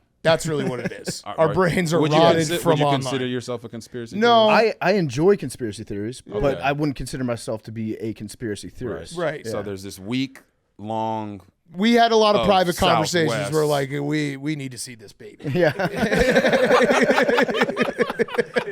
Yeah, facts. I'm not gonna lie. When I got to the airport, that was my number one concern. Yeah. Is the plane going to take off? Yeah. I just ran off of national TV. Mm-hmm. There's no way I can get back to Orlando fast enough via car Yeah. from Arizona. I got to take this flight, and it took off. So maybe Southwest saw the broadcast. You're Yeah. like, we got to make sure this happens. This Yeah. flight Yeah. has to go out. Yeah. I like it. Mayor Pete gets on the phone. He's like, I need this flight. I need this flight ASAP. I'm getting a lot of shit right now. There's a great video of you. I think this was like Are 2017. these drinkable, by the way? Yeah, oh yeah. Yeah, they're- Body more armor than- zero sugar. More than Make sure. drinkable. Yeah, Yeah. have one with you. Body armor. Gotta love it. There was a video that you put out on Instagram a while ago. Maybe my favorite. We like the Jameis Winston workout videos. Those are our favorites. But a Hilarious. close second was RG3 throwing footballs at trees. You remember that one? I think you guys commented on that. Oh, yeah. We commented a couple PFT times on that definitely one. Yeah, commented no, on I Yeah. definitely. Yes, yes. It was like pick a tree and then you'd hit the tree. It was actually Correct. impressive. Like you're fucking nailing those trees. Appreciate you. These trees didn't stand a chance. Have you thought about like if you're not retired, try to get some buzz going, go hit some more trees. Well, you see, that's actually not a bad idea because after that video, I did get a few calls from teams, and it actually led to me getting signed to the Ravens in 2018. There you Wow. And honestly, I know some people maybe who have a lot of time on their hands Yep. Us, on the that's us, internet Chelsea. Yep. would be like, it's fake. Yeah. Yeah. Oh, fake tree. No, the trees are fake or the video's fake. I was literally out there throwing, didn't have any receivers. And at this point in the year, everyone's like, Canadian Football League is playing. The NFL is going. I'm like, I don't have anybody to throw the ball to, so I got to find something. So I had ran a track workout. I start doing some drops. And I look at my wife, Grete, and I said, pick a tree. I'll hit it. In my mind, I'm like, there's no fucking way I'm hitting this tree. You're right. Right? But I dropped back. I hit 3 trees in a row. Yeah. This is off camera. RG tree. There you go, RG tree. That's that. We got to trademark that. Yeah. Cease and desist. Sir. Oh, I got to talk to you about something else too. So no pressure, no diamonds. Yes. Your slogan. Yes. Did you know that you let the trademark lapse on that? I did. Do you know who got that trademark? Did you get the trademark? I got the trademark for no pressure, no diamonds. No way. Yeah. Do you still have it? I don't because I traded it to Mike Florio. So now Mike Florio has it? Has the trademark There's no way. in exchange for him not suing me for calling myself PFT. Really? Yeah, so Florio's got the no pressure, no diamonds trademark. So Florio Pro Football Talk has the no pressure, no Yeah. diamonds. Yeah. That So you is hilarious. So every time you just said it, that's money for it's Florio. money for Florio. He Yes, listens to every yes. podcast. Yes. Yeah. That is He's unbelievable. gonna get a check for this. So every time I say no pressure, no, Yep. Yeah, you can't say that I anymore. can't say that. That's a half. That's a half. It's a half a residual right percent- there. Yeah. No, he's gonna get. He's Mike, a lawyer. That is hilarious. Yeah. Honestly, that's funny that you picked it up. The reason I let it lapse is because we weren't going to be selling any merch from it, but we're going to continue to use it. So I guess when I do start selling merch again, I'm gonna have to go Yeah. get it from Mike Florio. Yeah, you're gonna have You can pay me, and then I'll pay Mike. Okay. And I'll just take my cut from Mike. yeah. Because I'm kind of like his agent in a way. Oh, okay. That's actually This pretty, whole thing, yeah. That is hilarious. I would never have guessed that. Yeah, so there's a period of time where I just basically lived to troll everything that you did. We know this. Yeah, but you said, I forget what show you were on. You said something very nice, like maybe a year ago. Mm-hmm. You're like, yeah, we used to hate each other. Now I think we're boys. Yes. So I would consider you a friend. Love that. No, you a friend? I consider you a friend. I honestly, the backstory that you gave at the beginning of this whole conversation, I never knew that. Yeah. I never knew how much of a fan you were. Right. And I can understand the angle of like, let me try to go. Like you created this persona, but I don't think it's a persona anymore. I think it's just who you are. Yeah. But it was maybe a little misunderstood in the beginning with everything that was going on with me in Washington. Well, but honestly, I would be concerned if like a starting quarterback was getting into the depths of like levels of satire on the internet that they completely understood every joke I was making. I'd be like, you should probably spend more time playing football. yes, Yeah. So when somebody drops a logo and then somebody says, you know who else has a logo? Uh-huh. Hitler. Yeah. Then it's Makes like you think. It doesn't make you think. It makes you be like, I gotta block this guy, get him out of here. Yeah, But no, I do consider you a friend, and I've been really excited about this whole media journey because I feel like what you guys try to do, or what you do, is you celebrate the game, but you have a good time. Yeah. And I understand the satire now because I'm obviously I'm enveloped in it. You know, I'm in it. I'm in the thick of it like Kyle Lowry. You know what I'm saying?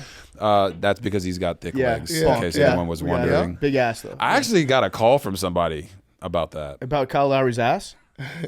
I wouldn't say it that way, but just that, maybe Kyle didn't like it. Okay. Uh-huh. So I actually have not said it for months. So Okay. this is my first time in months saying it. It's very difficult for me Welcome not back. to say Yeah. it. Thank you. Welcome back. But it's just the way you guys have fun talking about sports, talking about the players, talking about your favorite teams. I think it's more so what sports should be. Yeah. What sports media should be. It should be about celebration of these guys and having a good time. Yeah. Fun, yeah. Appreciate And I think that. you've moved away. You have moved away from a lot of the stuff that you used to do in the beginning. Well, because right now it's like, I mean, it's going to sound like a brag, but the podcast is pretty big, right? Oh, it's huge. And so there's going to be a lot of people that weren't there at the start that didn't understand like what I was doing. Where if I say or go after somebody like I used to, they're going to be like, holy shit, this guy's insane. Or like maybe worse, some people that are like, he makes some good points about Rgiii and Hitler. You know?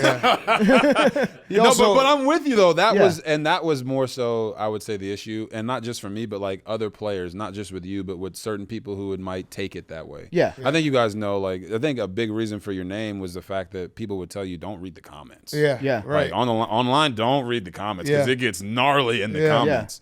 Well, players they see that, and then it's like now you're attaching things to their name that they don't like. Yeah. Or things not even that they don't like, that shouldn't be there. Right. So I'm actually, we hugged it out before, but I'm proud of you. I'm proud of you. For what you've been able to do and You what make you've me cry. become, and it's been cool to see just the growth and development. And I hope you and everyone else out there sees the same thing from a guy like myself. Yeah. I'm not a 22, 23-year-old young man anymore. I'm 33, about to be 34. And I've learned from a lot of the things that I went through, know what to say, when to say, how to say it. And hopefully people see that in my coverage of sports. Yeah. All right. So I got one last question. This has been awesome. Rowback question, rhoback.com. Promo code TAKE, 20% off your first purchase. Q-zips, polos, hoodies, joggers, shorts, Q-zips. They got the vests, everything, fleeces. Rowback.com, rhoback.com. Promo code TAKE, 20% off your first purchase. So your media career has blossomed. You're doing a great job. Tough question, though. Are you too horny online sometimes? Ooh, good question. That is a great question. Listen, if I put together a wordsmith of a tweet, right? Mm-hmm. Yeah. I'm deep in my bag. Okay. How you interpret that? So it's our fault. It's We're not too your horny. fault. It is not your fault. This is not a blame game. What I'm saying to you is, Alex Rgiii, the quarterback. Why'd you use that name? Because that's his name. Okay. But I mean, I just asked if you were too Did horny. you not know? No, but Did you not? You say Yeah, right. I you asked not you know too that horny, and you just JJ go right to the McCarthy- orgy. I'm just. Yeah, you got went it. Right. No, to you the- did. Did I say Okay. that? Yeah, you said orgy. Yeah, I said his you name said is orgy. Alex Orgy. Orgy. You said you went right to the orgy. You said I likes orgy. No, I did not say that. We'll run Are it you back. trying Yeah. to We'll run listen? it back. That's like being like, oh, I'm a comedian. Yeah. And you're like, no, I'm not a comedian, but I do comedy. It's Yeah. like that makes Yeah, no it's Hank. sense. Yeah, it's like my favorite quarterback, Spencer Blowjob. That's what you just did. Oh my God! Listen, A random name. I did not say that at all. I said the backup quarterback for Michigan was Alex Orgy. Okay. So here, Okay. one of the ones that took off a couple years ago was I called. There's a orgy in the end zone. Yes. It's a good call. Right, but it was because Alex Orgy scored a Was touchdown. in the end zone. Yeah. And we kind of built it up. Like he had a couple plays on that drive where I just did not say his last name. Right. And I was like, ooh, I'm not touching that one. Yeah. Alex with a nice throw. Alex with a nice run. And it was just like, you know what? This guy, if he scores a touchdown, I'm going to say it. Yeah. I'm going to say his name. And I'm going to make sure that it's in the halls of lore forever. So when I said that one, the Michigan fans took it and ran with it and had a good time with it. And what I try to do is have a good time, but never put my employer in a situation. Yeah, no, you do a good job. You make it fun. Where Yeah. they Yeah. can't be like, it's not explainable. Yeah, right. You know, I had a tweet, man, I've had some tweets now. Yeah, Yes. no, that's what I'm I've saying. had some tweets. Yeah. I had a tweet. It was when AB, Antonio Brown, like exposed himself Yes.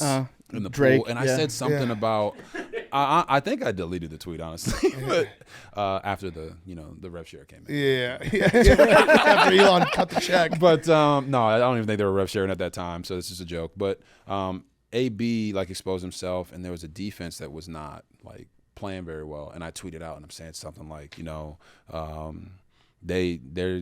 Antonio Brown showed more D than this team, and it took off.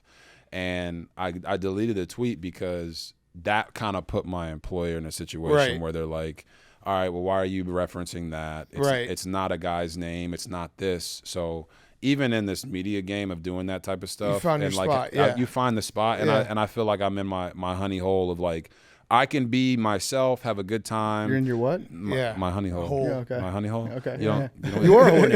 I'm not. fine. Listen. It's fine. See, I didn't say. I said honey hole. You turned it into something else. Yeah. Yeah, that's might be fair. Yeah. You know what I'm saying? Like, Yeah. if your mind is in the gutter, I can't help get you Okay. out of it. All right. All right. Right? If I say, oh my gosh, did you see that big hole that the running back just penetrated down the middle? Mm-hmm. Oh my goodness. Mm-hmm. Did you see it with that cut? Yeah. Yeah, ran right into the box. You know what I'm saying? Like Yeah. Yeah. those types of things. Like I watch games and I can't not hear those things. Yeah. Uh-huh. It's unbelievable. Yeah. You know what I mean? So I just try to have fun, have a good time, but also let it be explainable. You know what I mean? Yeah. Oklahoma had a backup quarterback. What was his name? General Booty. General Yeah, Booty. Yeah. and John David Booty. Yeah. Yes, and I think they're related. Yeah. John David Booty, The Booty Bros. the Booty Bros. Yeah. And General Booty. I had no plans on mentioning General Booty. Okay? But Dylan Gabriel got hurt, Yeah. and the backup got hurt. So And then on the- RG3 gets horny. That's how it no, happens. no. So on the sideline, they panned to General Booty warming up. What do you think I said? You don't know, do you? No. Exactly. I said Probably like that's a Booty nice is booty. getting loose on the sideline. Oh, okay. All right. That's a good one. Right? That's That's a a, fact. that's a That's fact. It's a fact. Yeah, you did it. His Yeah, that's name smart. is Booty. You're doing a good and job, He's yeah. getting loose with his arm on the sideline. Yes. Mhm. Right? So I try to find, I don't try to find those things. They happen naturally. And I think I have a decent knack of knowing when Yeah. I'm like going They're good. over It makes the them. broadcast fun. Yeah. So, It does. yeah. I got one other thing, but I'm trying to find this picture right now on my phone. I went. Oh, here it is. Great timing. I went as you for Halloween one year. Oh, no. No, it's not. Okay, it's all not right. bad. Yeah. It's not. No, it's not what you think. Is that cultural appropriation? I did braid my hair. Oh, I thought he had blackface on. No. And I had a sprained ankle at the time, and you also had a sprained ankle. So I went as you. Is that okay? That's okay. Listen, Okay. I got a bunch of the Halloween pictures of like the knee brace or the crutches or the cast on the ankle, but nobody's ever done like a Halloween costume of like me racing Tame of the Hawk. Yeah, Yeah. or the Subway thing. Or the Subway Go as a sandwich, sandwich, yeah. you know what I mean? Or like, griffining on the ground after the first touchdown with, with the Saints. Like, can we get some of those? Yeah. No, that's fine. That's 100% fine. And, I appreciate all the fans. Yeah, yeah. Well, it's been awesome. Nah, man. Thank you so Yeah, much thank you. for making time for us. And you have to come back on. Yeah, You're a recurring guest you now. do. I'm a recurring guest now, and it's not going to take 12 years. Yep. For me, how long have you guys been doing this show, 8 years. actually? 8 years. 8 years. Yeah. So it's Yeah. not going to take me 7 years Okay. to come on the show. But before we leave the show, I do have to make a couple of proclamations. Okay. Okay. We got the Super Bowl's already happened. Yep. What do you guys think about Brock Purdy? I think what are your I thoughts think he's on a Brock game Purdy? changer. I think he's Thank you. I think he's you. a game wrecker. He is a game wrecker. He plays the game of football. I would say These things. he's not a manager. He's a man. He's a game man. Yeah. He's a game man. He's a Yeah, game man. Yeah. He's a game man. I Yeah. like that. I like that. Unless he loses, then he stinks. I mean, come on, that's the fact. According to the mainstream media, that's Yeah, what it is. yeah. If you lose in the Super Bowl, you suck. Stink. Yeah. Not the fact that you got there. Yeah, right. Or that you were Yeah, Mr. Irrelevant Right, and right. that you've done. Right. If you just look at Brock Purdy's stats, right, from the regular season, you'd say he was the best quarterback in the NFL this year. You could make that argument, probably. Yeah. Yeah, but I've always Lamar was pretty good. no. Lamar was the MVP. Yeah. There's a difference. Yeah. Lamar was the MVP. Brock Purdy played the quarterback position better than anybody in the NFL. Yeah. And now I've always said this about stats. Stats are like bikinis, right? They show you a lot, but they don't show you everything. Ooh, I like that. So you have to actually watch the tape of Brock to go back and see, like, oh, this guy's a creator. Yeah. Like, he creates plays for them, not just with ball placement or throwing the ball where it's supposed to be or eye manipulation, but with his legs in the pocket and outside of the pocket. So I actually believe that the real Mr. Irrelevance are the people who throw shade at Brock Purdy. Ooh, I like Okay, that. That's good. Okay. Yeah. I like that. I also They're- like calling him like a play creator. Exactly. I've never heard that before. He's Yeah. a creator. If you watch the tape, and I know everybody doesn't have time to do that, and I'm not trying to sit here and I know some people are like, I watch more tape than everybody. I do. But I don't want people to think that I'm trying to say that as being a snob. It's just to say studying the game and being able to cover these guys the right way. Yeah. That whole thing about him being a game manager and being not even in the top 10 on his team. But first of all, he is top 10 on his own team, 100%. Yeah. But he's not that. And if you're saying that, you're not watching the actual tape. Okay. I don't compare Brock Purdy to myself. I'm not playing right now. I don't care what he looks like compared to me. I care about what he looks like when I watch that tape. Yeah. So that's He's a what I good would football say. player. And if it's okay Patrick, to say. if Mahomes loses the Super Bowl, he stinks. Yeah. They're gonna say that he stinks. 2-2 in the Super Bowl. Yeah. And Can here's he the win the bust. big one? And here's the thing, guys. Like, for Patrick Mahomes, like, how many? Okay, say they lose the Super Bowl. Yeah. Mitch got- Trubisky never lost a Super Bowl. It's a fact. Stop me if I'm wrong. That's pretty funny, actually. But either way you cut it, Mahomes is either going to have 2 Super Bowls in his 6 years, or he's going to have 3 Super Bowls in his 6 years of being a starting quarterback. Yeah. So he'll already have been the second greatest quarterback in NFL history. Yeah. In 6 years. It's crazy. It's unbelievable. Yeah. He's on a Brady track, but John Elway didn't win his first Super Bowl till his 15th season. Yeah.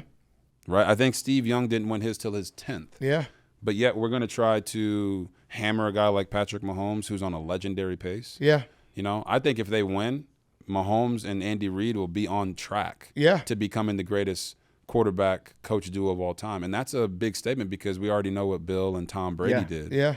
But that branches me into my next gripe about Okay. the people with Lamar Jackson. Okay. I mentioned to you that Elway didn't win his first one to his 15th season. Mm-hmm. Well, what was Peyton Manning's record after 6 games? After his first 6 postseason games, what was his Like record? 1 and 5. It wasn't good. 2-4. 2 and 4. What was the thing that they kept saying about Peyton? I don't know if you guys remember. He's a but choker. He can't be Brady. He can't. He can't be Brady. He can't win it when it matters. Yeah. How many Super Bowls did Peyton end up with when it was all said and done? 1.5.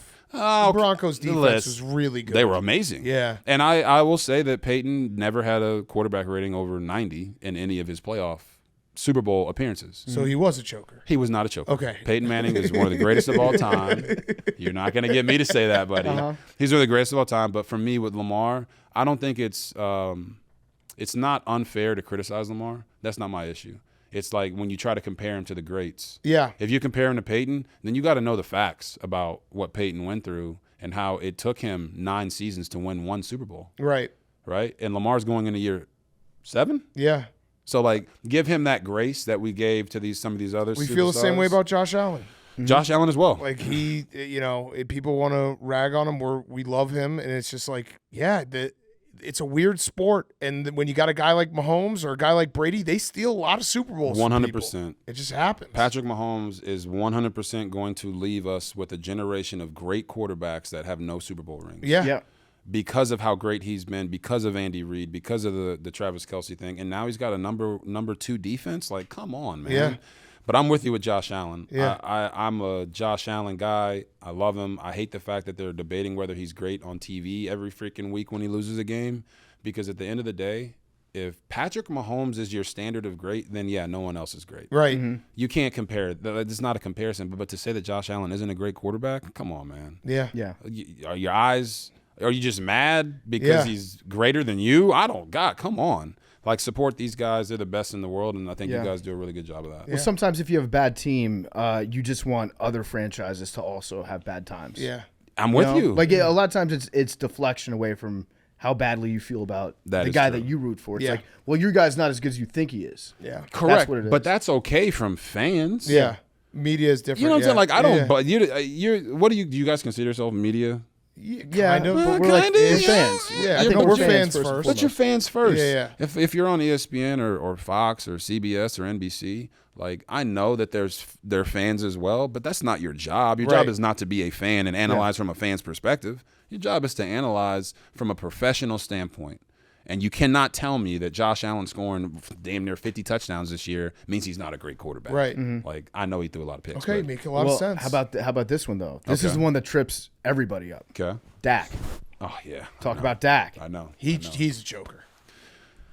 We just hate the Cowboys. So yeah, we will say like Lamar. Are you horny right No, now? he's a joker. What are He's a you joker. talking about? He's a joker. Lamar. He is not a choker. Give Lamar some time and the same grace that you give to Peyton Manning. Yep. Josh Correct. Allen, do the same.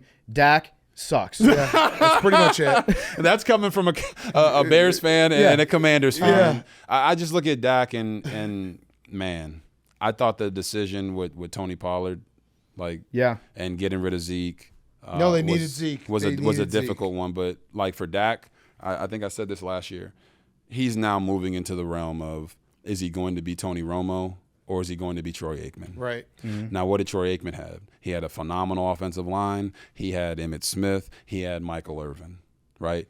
Dak has CeeDee Lamb. Is Tony Pollard going to be that Emmitt Smith, or are they going to have to bring another guy in? And do they have the pieces up front to be that dominant offensive line? Yeah. But it's no longer – they're not going to give Dak any more grace for everything that's going I'm on. going to go out on a limb and say Tony Pollard will not be Emmitt Smith. Yeah. I like Tony Pollard. Yeah. I do too. Now, Emmitt Smith is he leads the NFL in rushing yards. Yeah. Yeah. I don't think that's Yeah. It's not You can't compare you're not them. condemning him for you that. can't compare him. It's the same thing you said with Mahomes. If that's great, then everyone else stinks. And I know you tried to stop the episode, but we're just having such a great conversation. So I'm actually wearing this saying jacket, right? This is not a sponsored ad or anything like this. Where's this jacket from? Box Lunch? Yeah, I think it's from Box Lunch. So Okay. not sponsored or anything like that. But Use promo code TAKE 20% off. there you go.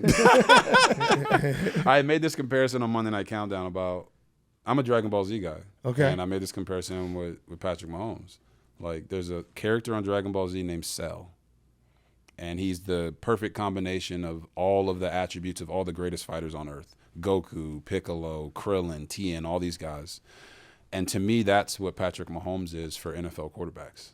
He's the perfect combination of all the great quarterbacks we've ever seen. Yeah. Right? He can process like Manning and Brady. He can extend plays in a similar way to guys like Steve Young. And the thing that makes him so great is that in clutch time moments, he has that. It's not even a clutch gene. It's just like you just anticipate. Yeah. 13 It's seconds, confidence. whatever. Yeah. 5 seconds, he'll find a way to get it done. Yeah. So I always wonder that. And then my other question, I guess my question for you guys, Dragon Ball Z at all? No. Okay. But you're Avengers, right? No. I'm not a nerd. You're not an event. You're not a R.I.P. nerd. my I'm a guy, jock, Tony Stark. Tony Stark. You're not a nerd. I play football. Yeah. You play football. I used to play football, so I didn't have time for that. Yeah, we don't. I'm not. I'm a nerd. I'm a Okay. 100% nerd. Yeah. No, there's just some things that like we don't, for whatever reason, we miss. We just miss those things. That's fine. You Yeah. can miss Dragon Ball Z. I've watched enough for all three of us Okay. combined. Yeah, I love how passionate Great. you are. That's about why I it. didn't Yeah. watch it. Thank you. Thank So you for my taking care of question that to you for would us. be, you guys know who the Avengers are. Nope. That's You don't know who Marvel's Avengers are? Baby Yoda. Iron Ant-Man? Man, Ant-Man, the Okay. Incredible Hulk. Okay, yeah. All those, I got, yeah. Yep. So I think Brock Purdy's Iron Man Okay. for the Niners. Who do you think the other guys are? Oh. Batman. Who's Batman? Well, Batman would be DC. Batman's Brock Purdy. You think Batman's Brock Purdy? Yeah, he's just a regular guy, and then he puts on his armor, and it's Debo, and it's Kittle, and it's McCaffrey. That's actually a really good reference. Kind of nailed that one. Yeah. But if we're That's all gonna I go, know is if we're Batman. gonna go with the Avengers, what do I you think think? Joe Burrow is Iron Man. You think Joe Because Burrow's he's rich Iron as Man? fuck. Yeah. Yeah. Just got paid. Yeah. He's the rich one, right? Iron Man is the rich one, but I think you're Yeah. misunderstanding the conversation. I'm asking you for the 49ers team. On the Debo, 49ers, okay, Juszczyk, okay. Kittle. Trent Williams is Pikachu. Ray McLeod's Baby Yoda. Yep. Okay. Groku. What? His What? name's Groku. Groku. No, That is his name. Yeah, You're I right. knew My that. kids have the Baby Yeah, Yoda, but his say it name right. is Groku. Okay, that's. Groku. I thought that was the name of the species. And it's Groku, not Goku from Dragon Ball Z. Since Oh, I was gonna since make we're that mixing mistake. everything and we're throwing Shouldn't have corrected Pikachu you. and Star Wars and all this into here. Chase Young is Predator. He's the wow, that's actually a good one. Yeah. It's not in the Marvel universe, but it is a great. Oh, Incredible Hulk, Trent Williams. Has to Yeah. be, right? Your guy. He's Pikachu. Oh, Pikachu. Oh, he's Pikachu. So he's that means Pikachu. Debo would be the Incredible Hulk. Incredible right? Hulk. Yep. I think Debo might be Debo from Friday. From Friday. he Yeah. could be Debo Damn, from we're Friday. throwing Debo from Friday into the think Marvel yes. universe too. Christian I like McCaffrey this. is Forrest Gump. Yeah. Christian McCaffrey too. Forrest Gump. He just keeps running. Yeah, I think we nailed it. me and Kyle was like peas and carrots. We nailed it. That's pretty funny. I got nothing else. That was Yeah. awesome. That was Well, great. yeah, this has been so much fun. Thank No, you yeah, so thanks, much. Rob. You definitely are coming back on. I'm coming back on. Yes, and I want to maybe come to our office. I want to see that speed up close. You guys are in New York, right? We're in Chicago. Chicago now. We You're in have- Chicago. Yeah, Oh, we yeah. have a huge 40,000 square foot office with a basketball court, everything. Holy cow. We're gonna. You know what? We're gonna make it happen. Yeah, If you come- Jameis put us through some drills. We should set up a race. Yes. Yeah. Set up a In. race in Chicago. Yep. With some wild animal. Yep. Maybe we can do a bird Olympics. You can That compete we in could multiple do- sports We against could the do bird. the bird Olympics, and we could honor pigeons the way Yes. that they deserve to be Yeah. honored. I agree. Jay I'm Gruden. down. Yeah, if you race every type of bird, Yeah. that would rock. That would be pretty funny. Actually. Yeah, would we be. start with like a chicken and we just keep going up from there. Uh-huh. So be while I'm awesome. racing these birds, what are you guys gonna be doing? Watching. Yeah. Just on our phones.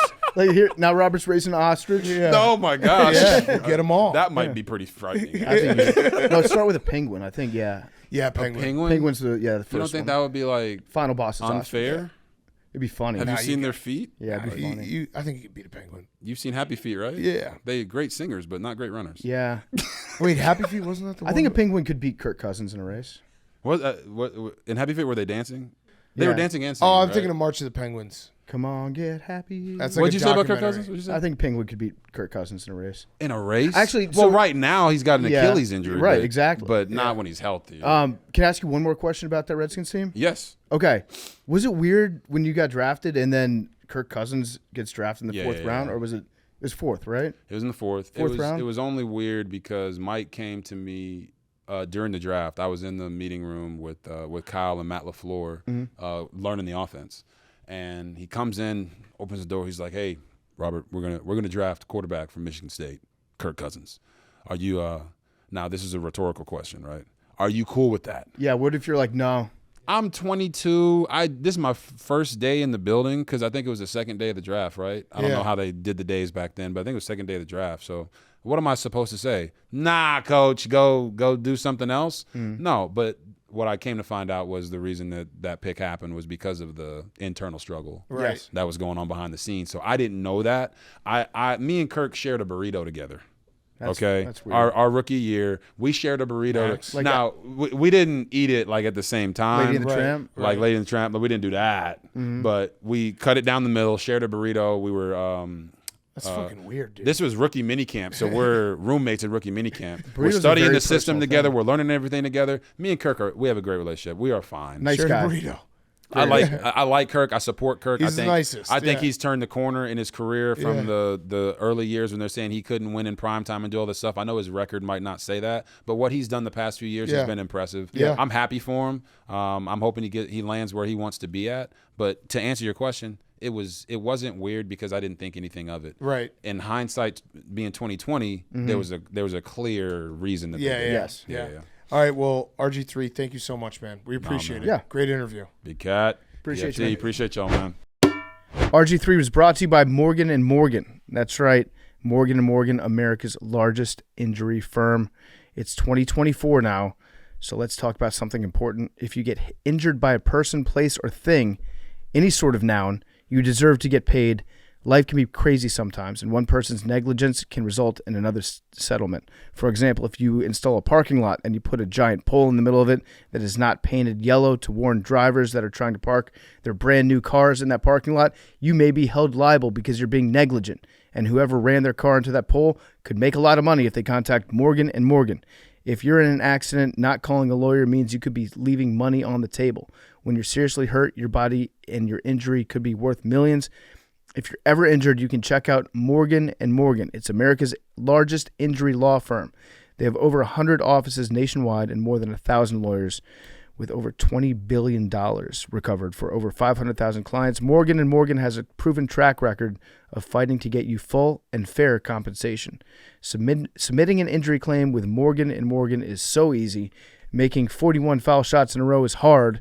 Submitting an injury claim with Morgan & Morgan is easy. If you're ever injured, you can check out Morgan & Morgan. Their fee is free unless they win.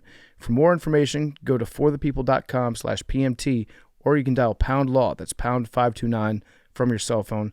That's forthepeople.com/PMT, forthepeople.com/PMT, or you can dial pound law, pound 529 from your cell. This is a paid advertisement. Okay, let's wrap up the show with Pardon Your Take. Yes. And one Guys on Chicks via memes. Oh, and one Guys on Chicks. Via memes. So Via it's memes. This is a question from memes? No, that little note was from memes about there's one Guys on I Chicks. think it's a question from memes. We'll wait to hear the question. I can't hear you, memes. Talk in the mic. That was actually better than your stand-up set. Oh, that fuck you. Man, that was so bad. Is this the Guys on Chicks? Yeah.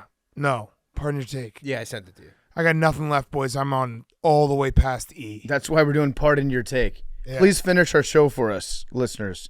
My husband and I have been married for 6 years. Every year on the Sunday before the Super Bowl, he pulls out a VHS player and says he has to watch a 1999 VHS tape from his childhood called Super Sunday because you can't interrupt the streak of Sunday football and I have to lock in for Super Bowl week. It's only about Super Bowls up to 1990. I don't understand why he has to watch something over 30 years old when he can find more relevant football stuff to watch. I got a How real, weird is this? real short answer for him. It's because the beer commercials were so much better back then. You got to watch old broadcasts to really get the vibe of that era. And the beer commercials were just that was the art of the 80s and 90s. You know what used to rule? I don't know if they still do it. The 24 hours leading up to the Super Bowl, they would do the NFL films of every Super Bowl. Mm-hmm. That fucking rocked. Yeah. The 30-minute condensed version with some interviews and stuff. That was the best. Hope they still do that. Does anybody watch No, they VHS don't. still? They don't? No. Does anyone watch VHS where it's like, people listen to records on vinyl? No, I don't think the quality's better. Yeah, I know, but That's a problem. it's still kind of cool to watch Yeah. VHS. Yeah. The beginning. When it's like, and then Where it's when like you the rewind. FBI will shoot you if you Yeah. make a copy of this tape. I think I have a guess for this one. Hypothetical question. What would your guys' dream sports moment be? Like the moment you dreamt of as a kid, a World Series walk-off, shootout goal in the World Cup, etc., etc. Oh, if we're playing, I would say making a buzzer beater.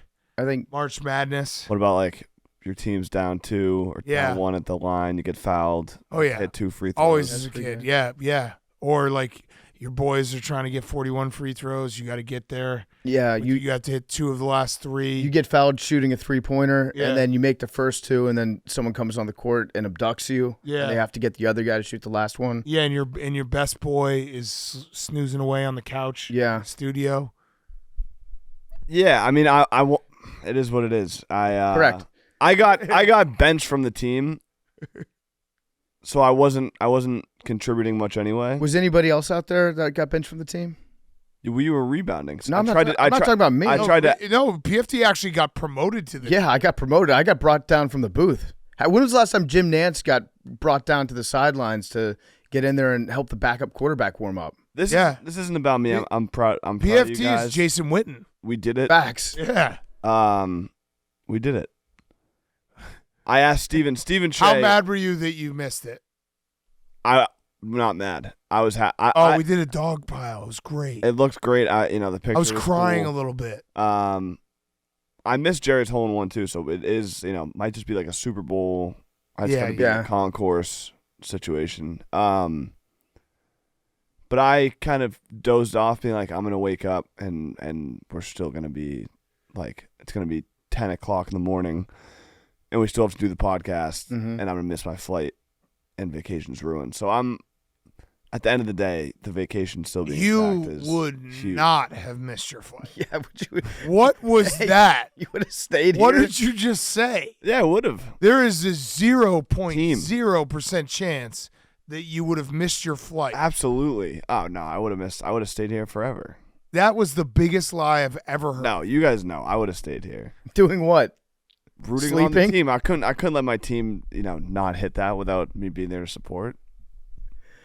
Facts. I always dreamt of hitting a home run Game 7 of the World Series. Are we on the NFL film? The VHS? No. No. Your childhood sports memory. Oh, yeah. For me, it was always hitting that dinger in Game 7. Yeah, mine's buzzer beater. NBA Finals, March Madness. Yeah. 3-2-1, or buzzer beater, or hitting 2 free throws. Yeah. And 1. Or being the horse that wins the Kentucky Derby. Yeah. That's a good dream to have. And you just retire and fuck.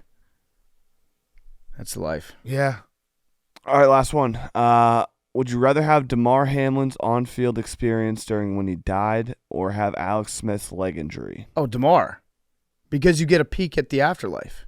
It's like Nicky 6, right? Yeah, for Didn't sure. He died for like 7 minutes. Yeah. Didn't Alex Smith actually win Comeback Player of the Year, though? Yeah, but good his point. leg is all mangled. It's a fair point by Hank, though, because he gets the glory. Damar, all we've got is a fake punt.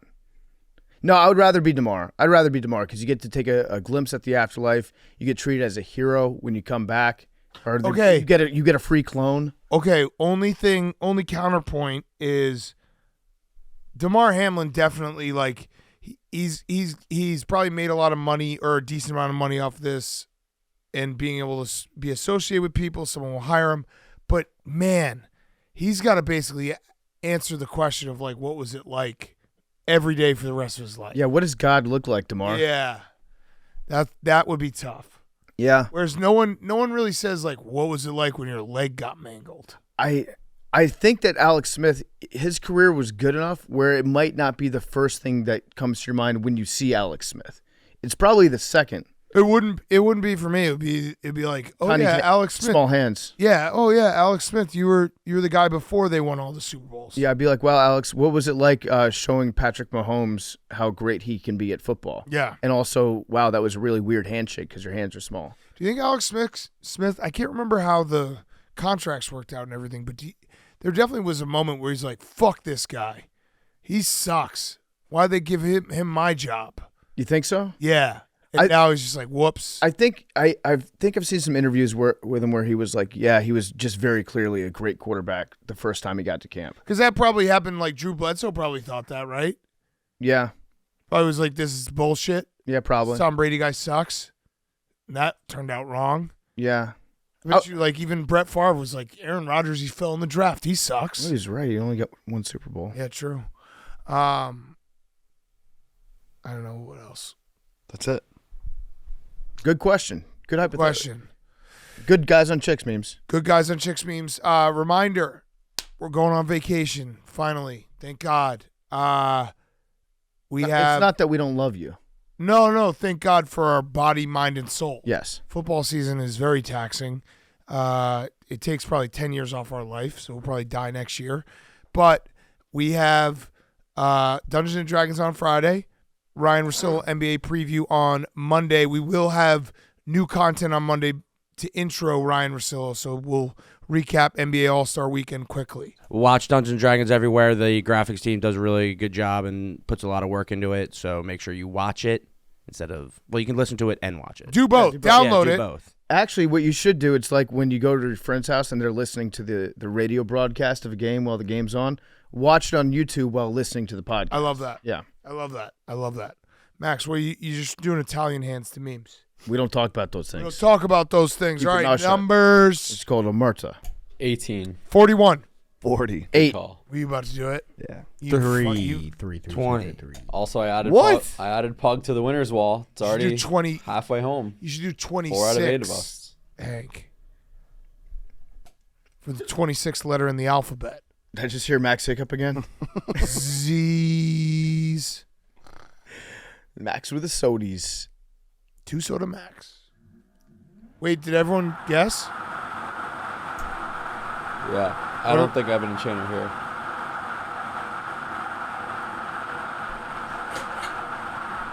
Oh my god. 99. Oh, Pug. He was contemplating. Wait. No. Number. Did you not? Did you not hit reset? Oh, I didn't hit reset. Oh, okay. No, you definitely. Did you? Yeah, you definitely did because we dropped it. Pug and I were. He was asking how the machine works, and I tested it. for him. 99 back to back? No, it's not back to back. Well, like on the show it is, but I showed him how to do it earlier. It's like other numbers. No, came it's up. 99 back to back. Okay, 99 okay, back to back. yeah, What the fuck? run it back. Doesn't Yeah, matter yeah, if you hit it Yeah, when yeah. you and Pug are playing fucking tummy sticks in here. If 69, the sexual position, is represented by the numbers, 99 might actually be back to back. Yeah, it literally. Wait, is it back to back? No, it's spoons. Yeah, it's 99 is it's spooning. Jake and Pug when they come in here and hit the fucking lottery ball machine together. All right, let's do another one. He was contemplating 40. changing his number, so I don't know if that would have. Should we text him right now and be like, Pug, what's your number? No, Nah, that doesn't count. that doesn't count. All right, numbers 41, 23. 18. 20. 40. 41.